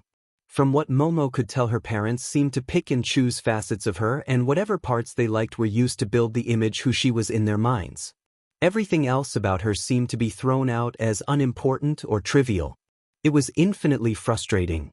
Perhaps, she thinks, that's why she never understood Izuku's relationship with his parents. It dawned on Momo as she closed the door to her room and laid on her bed haphazardly that perhaps Izuku wasn't carrying the weight of whatever was bothering him alone. What if he felt like having his parents was enough? Where did that leave her and Shudo? Toshinori watched Izuku dry his face in a clean red towel. The boy had just finished swimming laps and it was about time for the beach park to start getting more visitors. So he tossed his son the duffel they'd shoved his clothes in before their session, and Izuku caught it with ease and a smile. Ever since Izuku had come home early from his Sunday that was usually set aside for his friends, Toshinori had known something was wrong. Sure enough, his son had confessed to him that they'd had a sort of, not argument about his injury, and that his intense schedule along with all the secrecy had began putting a strain on his friendship with Todoroki and Yaoyorozu. For the first time since he was a teenager, Toshinori wished he'd had more friends as a kid and was able to help Izuku more with these sort of things. Toshinori had friends now, but when he inherited One for All, there wasn't anyone in his life that would have had to be kept out of the loop. To see the situation tear at his son's friendships made him feel such an immense guilt for not having enough foresight in the matter. Didn't help him with the fact that he had no idea what to do about the situation. Izuku may have had enough emotional and physical support from him and Inko, but friendships with people his age were priceless. Toshinori didn't want to damage them. He knew that they provided Izuku with a stability and interchange of encouragement that nothing else could replace. On top of all that, they were planning a move. Toshinori and his wife were already home shopping and narrowing down what schools Izuku could attend. Planning more changes to their lives, and Izuku's dearest friends didn't know. Toshinori couldn't help but feel it was eating his up from the inside, and soon it would all come pouring out if something wasn't done. So Toshinori did the only thing he knew would help, for better or worse. As he walked with his son from the beach and considered his own life and all the mistakes he felt he was making as a parent and hero, he clapped his son on the back and declared, "You've reached the point in your training that I'm no longer too worried about your control. Only time, age, and schooling will improve your abilities." His heart clenched as Izuku turned to look at him. The boy practically had stars in his eyes as he excitedly said, "Do you think it would be okay to bring it up with Sho-chan and Emo-chan then? I mean, they've been wondering for so long and I know I can't tell them I was born quirkless, but this is the next best thing. Izuku began practically waxing poetic about quirk talk sessions he could have with his friends and what he could say, what he couldn't. Finally Toshinori placed a calming hand on his son's hair and laughed. "Can you slow down?" Izuku froze and blushed brightly. His eyes were shining and in that moment he looked so much like his mother that Toshinori's heart felt like it held the sun. "Sorry. I've just wanted to tell them so much and ask them so much." Izuku trailed off and sighed as if in disappointment. "Well then." Toshinori continued his original thought. "Yes, you can tell them about your quirk." Quickly, the boy lit up like a firecracker and before he could express his joy Toshinori delivered another gift. "And you can tell them about us moving after all, after your mother and I will be taking a trip soon to look at homes, there'll be no point to hiding it anymore." Without warning Toshinori found his own thin and frail frame engulfed by his rather large son, who was crying joyfully, "Papa," and nothing else. He found himself hugging the boy in return. It was the least he could do, with all that he'd asked of the boy. After his dad had given the go-ahead to tell his friends almost everything, Izuku felt like the weight of the world fell away. Being honest with himself, he knew that keeping those secrets from his friends were killing him. Every time he talked with them, he felt like some sort of villain. He'd been so open and honest with them about so many things in his life it felt like he was betraying them by keeping such life-changing information from them.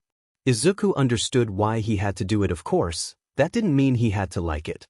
The biggest surprise came when he was planning what to say the next time they spoke, which would be a study Wednesday, and he found himself truly hit with the fact that he most likely wouldn't see his friends in person for an entire year. Of course he'd known and realized this from the beginning, but telling his friends, after the way things had been between them recently, he wondered if it would just be easier for them to just let him go. The thought made Izuku's mouth taste like chalk and he hated himself for thinking his friends would be so fickle. But it would be what he deserved. He had kept so much from them and then acted like nothing was wrong. They knew better, of course. They knew something was up and he just went along acting like nothing was and treated them like idiots. Izuku pressed the heels of his hands into his eyes and did his best not to cry as he thumbed his way through the several junior high school pamphlets his mother had given him. He would have to choose a school soon. The general neighborhood they would be moving to had already been decided and there was a half-dozen homes that his mom and dad would be leaving to look at during his winter break. The entire family had already begun packing their things and Izuku felt once again like an awful friend for how close he was cutting it with this reveal. Izuku tried not to think of how much of a chance he had of his friends hating him after this and strove to focus on his school options. His mind kept going back to Shudo and Momo, who he felt like he'd abandoned. Momo, for whom Shudo and he were the only real emotional support network she had. Shudo, who had a monster of a father and he'd practically ignored just to feel sorry for himself. It made Izuku's stomach churn. Izuku looked at his behavior for the past few months and hated what he'd done. It was easy to see he just curled in on himself and hurt his friends beyond what he could probably repair. He felt pathetic as he stared at the pamphlets for Sumai and Adaron. What school he chose mattered little in the end as long as it was close to home to maximize his workout time. Izuku put the pamphlets down and sighed. He wasn't going to get anything done like this. Telling his friends would have to come first, he decided. It was the more important of the two tasks and there was no way Izuku would have a clear head until he righted what he'd wronged.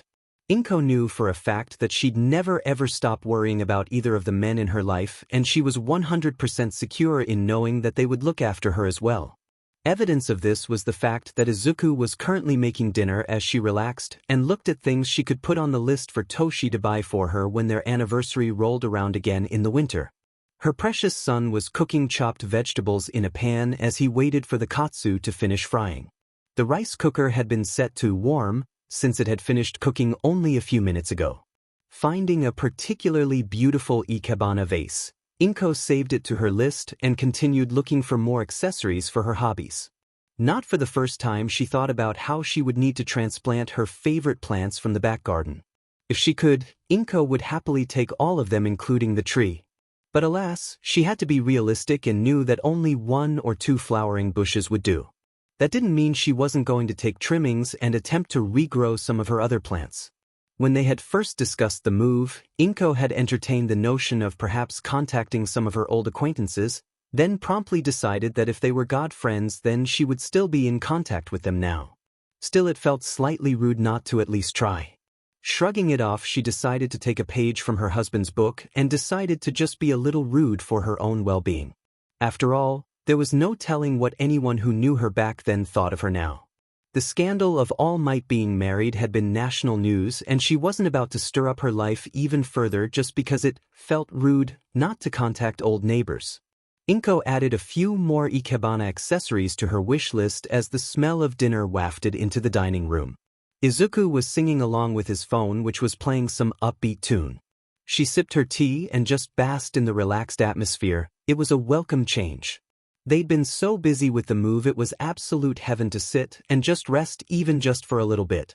Looking at houses had taken so much out of her. Their current home was purchased with the fact that Toshinori would be living in it alone for most of the year in mind. But those days were far behind them, and finding a home for their family, one that would see her and Toshi retired, and maybe even a few grandkids, wasn't an easy task. Not to mention the fact that Izuku would no doubt want to host study groups with his friends after school when he could. They searched for something with a garden so she could keep up with her flower arrangement, and something that would have an office so that Toshinori would have room for his grading when he became a teacher. Narrowing the search down was no easy feat, and the couple had decided on around 6 homes to visit before settling on a final choice. There was so much to be done, and Inko was glad that she had Izuku to make dinner for their family when she couldn't. Pulling herself from her thoughts, she realized Izuku seemed different somehow. "You seem chipper." She smiled warmly as her son practically danced around the kitchen as he added onions into the soup he'd been preparing alongside the castew and rice. Izuku laughed as he stirred the pot of no doubt a very light soup made with his father in mind. "I just feel a lot lighter now that I don't have to keep so many secrets from my friends." Of course, that would be enough to brighten his mood. He'd been so morose about the situation. Inko was glad his spirits had improved so monumentally. "Have you decided when you're going to tell them?" The boy thoughtfully placed the lid back onto the pot, and his demeanor became more subdued as he replied, "Wednesday." "Are you worried about it?" Inko frowned, wondering what could possibly have him so spooked. "I'm sure they'll take it well. After all, you 3 have always been close." "I haven't exactly been the best friend recently." Izuku sighed and looked at her. He seemed more apprehensive than scared, so Inko did her best to comfort him. "That happens sometimes," she began. "We do things or say things that hurt our friends without meaning to. It's a part of life. You just have to be sure they know you're sorry and do your best to do better." Izuku smiled wryly and turned off the fire underneath the vegetables he'd been steaming. "I just hope they can forgive me." "They will," Inko said with complete confidence. "After all, they're your friends, aren't they?" Izuku's smile softened as he said, "Yeah, they are." When it's finally Wednesday, Izuku is giddy and nauseous all at once, and during class Shudo keeps shooting him glances that, to Izuku, looks like his friend expects him to explode at any minute. Shudo finally asks, and all Izuku can do to keep himself from screaming, "I'm moving and I have a quirk," is laugh like a maniac. The noise is wild and he knows he sounds unhinged. Izuku had been trained to sound welcoming and joyful, but this is all nerves and anxiety. It surprised Izuku when Shudo pat him on the back, stared him dead in the eye, and said, "That's really scary, Izuku," which only caused Izuku to laugh harder. Eventually he was able to gather himself enough to say, "I have some stuff to tell you and Emo-chan when we study. I'm just a bit nervous is all."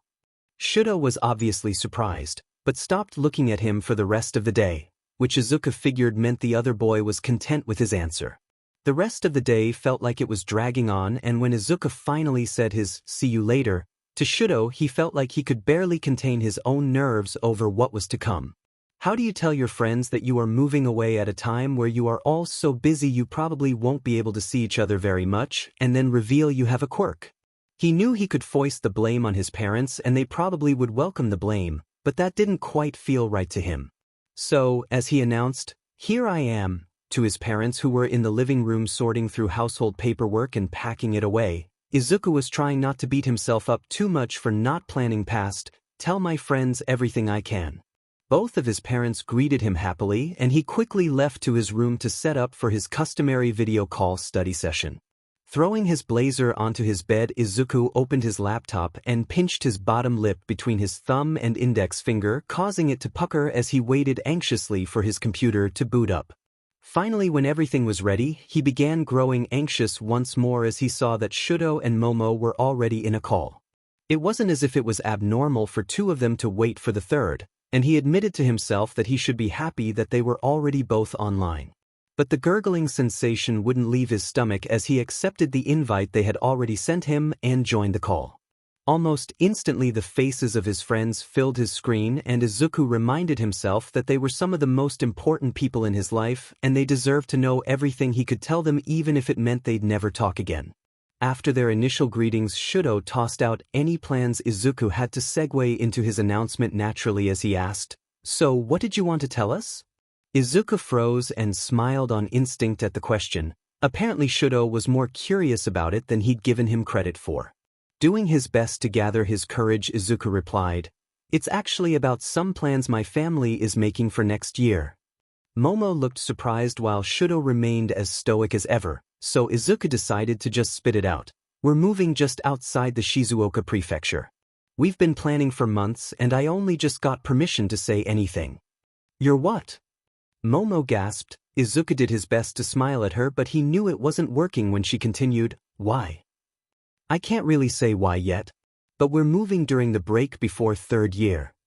Izuku explained as clearly as he could and hoped that his reluctance was coming across. "I'll have to change schools too. Deverin is already a commute, but from Shizuoka it will be too much of a trip if I want to keep up with my studies and training." "What about our Sundays?" Momo mourned, and Izuku found her sadness touching, but it was seriously began to squeeze at his own heart. "It'll be fine." Shudo finally spoke and offered a tentative smile. "It's not like it's forever and we'll all be attending UA for high school, so it's really only a year." "That's not for sure though." Izuku confessed to the surprise of both of his friends as he explained, "Only 4 people can get in on recommendations, and while both of you are practically sure shots, I want people to know I got in on my own merit, so I'm taking the general entrance exam for the hero course." "You're taking the exam?" Shudo breathed out in what was almost a gasp, and Izuku wished suddenly that he wasn't piling so many surprises on them at once, but they deserved to know. Blushing, Izuku nodded and prayed they understood. "This I kind of saw coming." Momo confessed, finally seeming more grounded than just moments before. "You've always acted so cagey about getting into UA, so I knew something was up. But you'll no doubt do well regardless of what test is." Shudo reasoned, "So there's no reason to act so unsure about your acceptance." It was almost too perfect and Izuku wanted to cry. He couldn't lie to them, heroes should never lie, but he'd have to tell him something. Izuku pressed his bracelet into his wrist and fiddled with the chain as he finally told them what he'd been holding back for what felt like forever. "That would be true if I could use more of my strength during the exam, but right now I have to hold back a lot of it or else I could seriously hurt myself, more than I already did when I had my arm in a sling. My dad even says I could break something if I'm not careful." The silence that followed was so thick and oppressive that it made Izuku tremble. He fiddled with his bracelet again, with the extender he'd had to buy as he'd grown larger and the bracelet had gotten too small. "Well, like I've said before, if your quirk relies on muscle mass, you shouldn't have to worry too much as long as you keep increasing your muscle mass." Shudo's answer was delivered with such feigned calmness that Izuku almost laughed hysterically if Momo hadn't started sobbing.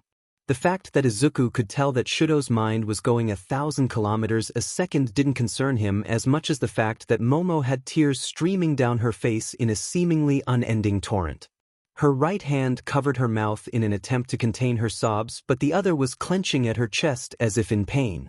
Izuku's stomach began rolling and his skin felt numb at the sight. Finally Momo choked back her sobs enough to say, "Is this why you've been so distant? Is this really all it's been? I've been a horrible friend." Izuku couldn't help the reply and was stunned to feel his own tears suddenly burning at the edges of his eyes and down his cheeks. "I felt like you both deserved better than someone who hid the fact that they had a quirk and was about to just leave without saying anything. I never even stopped to think that I was hurting you. I was so selfish these past months. I'm so sorry, Emo-chan, Sho-chan too." You both deserve better than to be forced out just because I was feeling bad. I'm sorry I hurt you. Then, Izuku scooted back his chair so they could both see him as he bowed as deeply as he could while sitting. Thank you for putting up with me for so long. I'll do better in the future.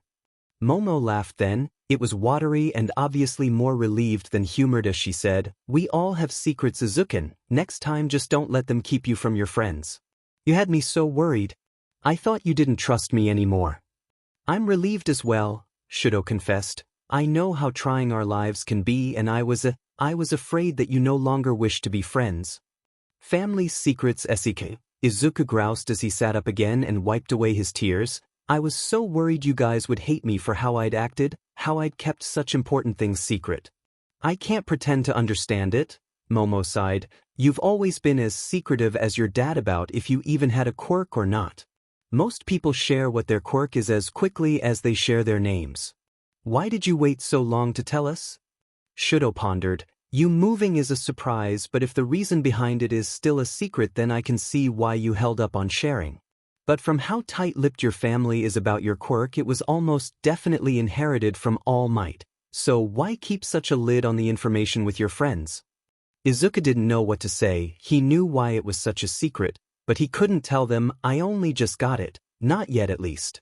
It was Momo that saved him. I've always known." Momo gasped, her eyes and face much clearer now. "You told me one day while we were watching TV. Even All Might couldn't control his quirk until he was 14.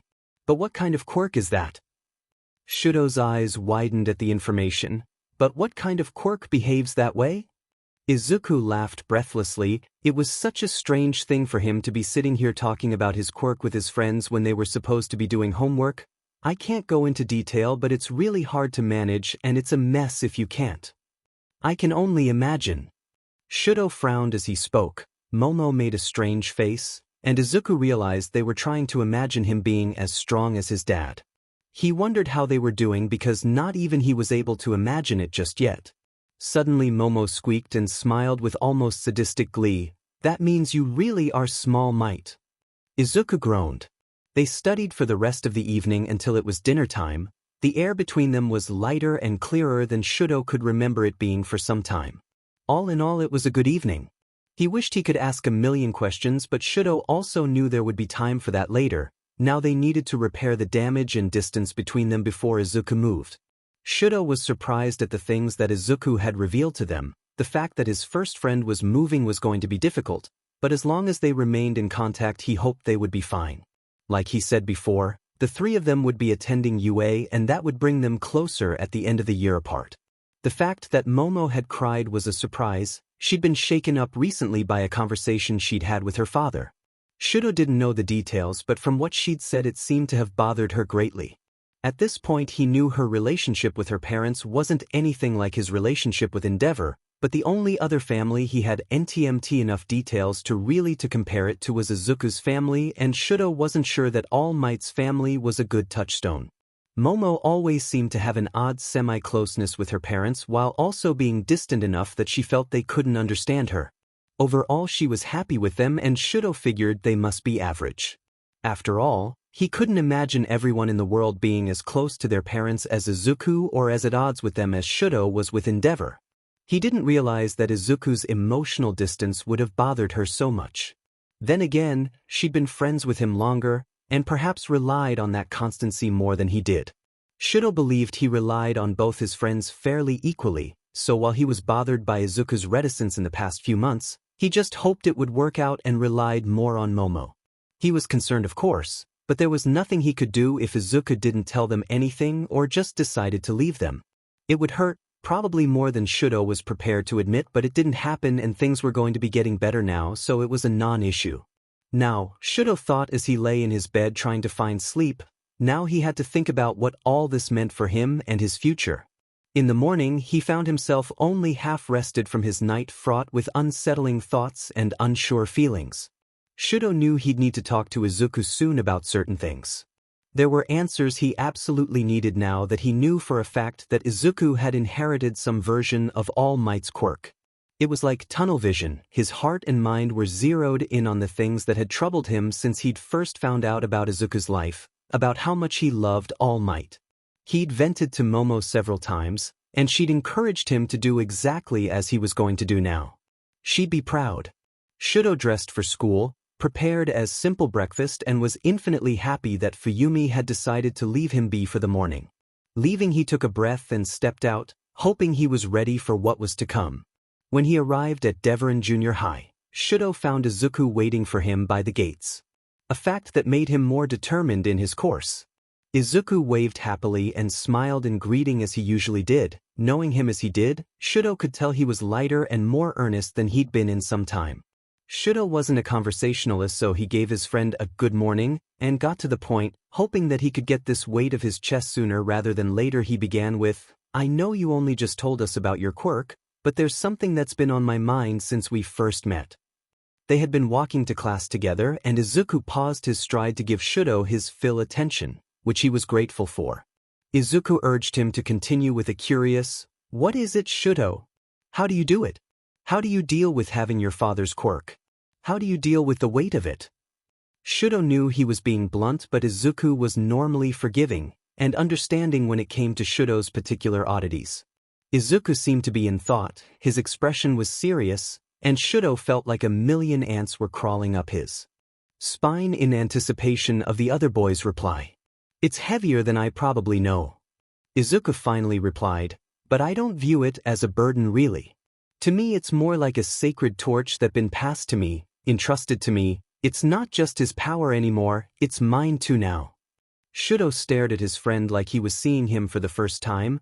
"I can't feel the same way about my fireside." Izuku frowned then. "Shudo, you know it's okay to feel unsure. I've felt completely undeserving sometimes, but ultimately it's your power and Endeavor doesn't have a say in how you use it." "I can't." Shudo shook his head. "I can't feel that way. He's done too much. I feel too much." Finally his friend sighed and smiled again. "I'll ignite that spark in you one day, and when that day comes I hope we can truly understand each other." While he didn't think that day would ever truly come, Shudo found himself looking forward to it. After school and homework was done, Izuku was packing up the bits of the kitchen that were seldom used. He couldn't help but feel he could have said something more to Shudo when he asked about his quirk. They hadn't seen eye to eye for so long on the matter of Shudo's fireside, and while Izuku knew that it was Shudo's choice in the end, he felt like he needed to help him and save him from the path he was walking. It seemed so clear to Izuku that Shudo would be so much stronger using both facets of his quirk, and since Endeavor really couldn't control what Shudo did with his quirk, then he didn't matter. Of course Izuku was no stranger to emotional baggage. His entire life before moving to Tokyo was something that he'd taken years to come to terms with. It took him until he was 12 to admit that the teachers in his old schools had wronged him, and when he was 13 he finally came to terms with the fact that Kachin, as much as he'd admired the other boy, hadn't actually been his friend since they'd been. Izuku understood that it would take time and maybe even distance for Shudo to realize that he didn't need to hold himself back to be a hero. Even so, he couldn't help but feel that he should have done more for his friend. Izuku finished stacking the larger stoneware into the box and closed it. Cautiously he reached for his power as he'd been training and accessed about 5% of One for All, as he lifted the heavy package that was about the same size as him and carried it into the living room almost effortlessly. Cautiously he placed the box down next to the other boxes they had already packed and deactivated his quirk with a sigh. "You're getting really good at that." Toshinori smiled brightly and Izuku returned his grin. At first it had felt weird to use One for All in such a mundane and frivolous way. But his father reminded him that it was just like any other quirk to be used whenever it was needed, and the weights and machines in the dojo were going to be ridiculously difficult to move if he didn't use his quirk. So Izuku had relented and used the packing as an exercise in control while his dad watched to make sure he'd be okay. After that he'd been approved to use it in his daily life as long as it was legal and he wasn't being lazy. It was honestly still a bit mind-blowing to him that he had a quirk, and he used it sparingly still, but he figured that was okay. "It's all the practice I've been getting with moving all the heavy stuff." Izuku sat on the couch gingerly and stretched his arms. His dad happily joined him and they sat in a comfortable silence. The house was a bit of a mess with all the cleaning and the packing. They had been donating anything they didn't use, and because of that it would take a fraction longer to pack everything, but it really didn't matter in the end. Izuku just hoped he didn't have to give up all of his all-might shirts that he'd outgrown. School was only about 2 weeks from ending and their time in Izuku's semi-childhood home was drawing to a close. He'd miss it, but he was looking forward to the new memories they could make in their new home. Before you know it, you'll be just as good as even young Todoroki and Yaoyorozu are with their quirks. His father praised. Izuku couldn't help but blush at the compliment. It was true, his hard work was paying off. Who knew how far he'd go? One thing was for sure though, in just another year he'd be taking the UA entrance exam as his ultimate test. Thinking of his friends, Izuku said, "I'm trying to get Shochan to use his fire side, but I just can't get him, so see, it's his quirk and not Endeavor's. We still can't see eye to eye about it, but I just feel like there's more I could have done to convince him." Sometimes people believe what they want no matter what anyone else says. His father sighed. It's admirable you're trying to help your friend, but sometimes people won't change their mind about things until they are truly ready and in a place where they can accept a new truth. As long as you keep at it, I'm sure you'll break through to him. The last part was punctuated with a hand in his son's hair and a smile on his face. Izuku couldn't help but feel warm and loved, as he always did when he was with his dad or mom. He's handicapping himself though, the man finally said. He'll never surpass anyone, not even Endeavor, if he's only going to be using half his strength. Izuku agreed. There was a day in which their activities lulled and Toshinori, in a fit of sentimentality, after kissing his wife goodbye, dragged Izuku out of bed at an ungodly hour in the morning and took him to Shinabazu Pond in Ueno Park. Izuku laughed as they ate their breakfast at a hole-in-the-wall shop and made their way to a park that was now carved into Toshinori's heart. The place he'd planned to take his son for summer while he was still well, the place Gran Torino had to tour Izuku around in his steed, already almost 4 years ago. They walked in near silence, just enjoying the company of one another, enjoying the calm before what was surely to be a storm. The Yagi family was once again on the cusp of change. This time it was one they had made themselves, but it was just as big and important as the last one. Toshinori watched his son and let the affection he felt for the boy warm him. Izuku was practically bounding around and enjoying nature to its fullest. They were so much alike but just different enough to bring Toshinori to his knees. Izuku truly was the best of both him and Inko. "How are you holding up?" Toshinori prodded gently. His son had been having it rough until recently, and now that they were practically packed and set to leave almost any day now, he wanted to make sure his boy was in a good place. "I'm nervous," Izuku confessed as he stared at the trees that were now devoid of leaves. "I'm starting over again and I don't know how to feel about it." "It's only a soft reset," Toshinori reminded him. "This time you have friends to keep up with, and even though we'll be in a new place, you'll have your routines to keep you grounded." Izuku nodded, wearing a soft and thoughtful smile that looked so much like Inko's that Toshinori felt his heart squeeze. "It'll be okay as long as you and Mom are here." Izuku smiled. And it was. It had felt like tearing his own heart out when Izuku said goodbye to his friends. Of course it wasn't forever, but he'd be going from seeing Shudo in person almost every day to only a few times a month. Momo he only saw in person once a week on Sundays was also reduced to the same thing. Izuku had to keep reminding himself it was only temporary, and if he worked hard enough and kept his training up, they'd all be going to school together as first years in UA. The new house was modern yet traditional, just like his parents'. It wasn't as large as the Yaoyorozu's, but it was still a substantial chunk of land that was located in a more residential and almost rural section of the city. Their location granted them privacy from nosy neighbors but also quick access to Tetuan Shopping Center should they take a train or bus. Izuku had promised his friends a video tour as soon as they had gotten settled and was keen on delivering on that promise. His room was bigger now and he had a bit of space to keep a few weight sets for lighter days. They had already scheduled time on Friday for a special video chat session to make sure he was settling into his new residence well, and Izuku's heart swelled at how wonderful and thoughtful his friends were. One of the first things Izuku set up was his laptop. He was looking at the starting dates for Adiron Junior High, the school he'd chosen, and realized he'd still had the entrance exams UA General Studies bookmarked. With a click he deleted the page from his bookmarks and saved the page for UA's Heroics course.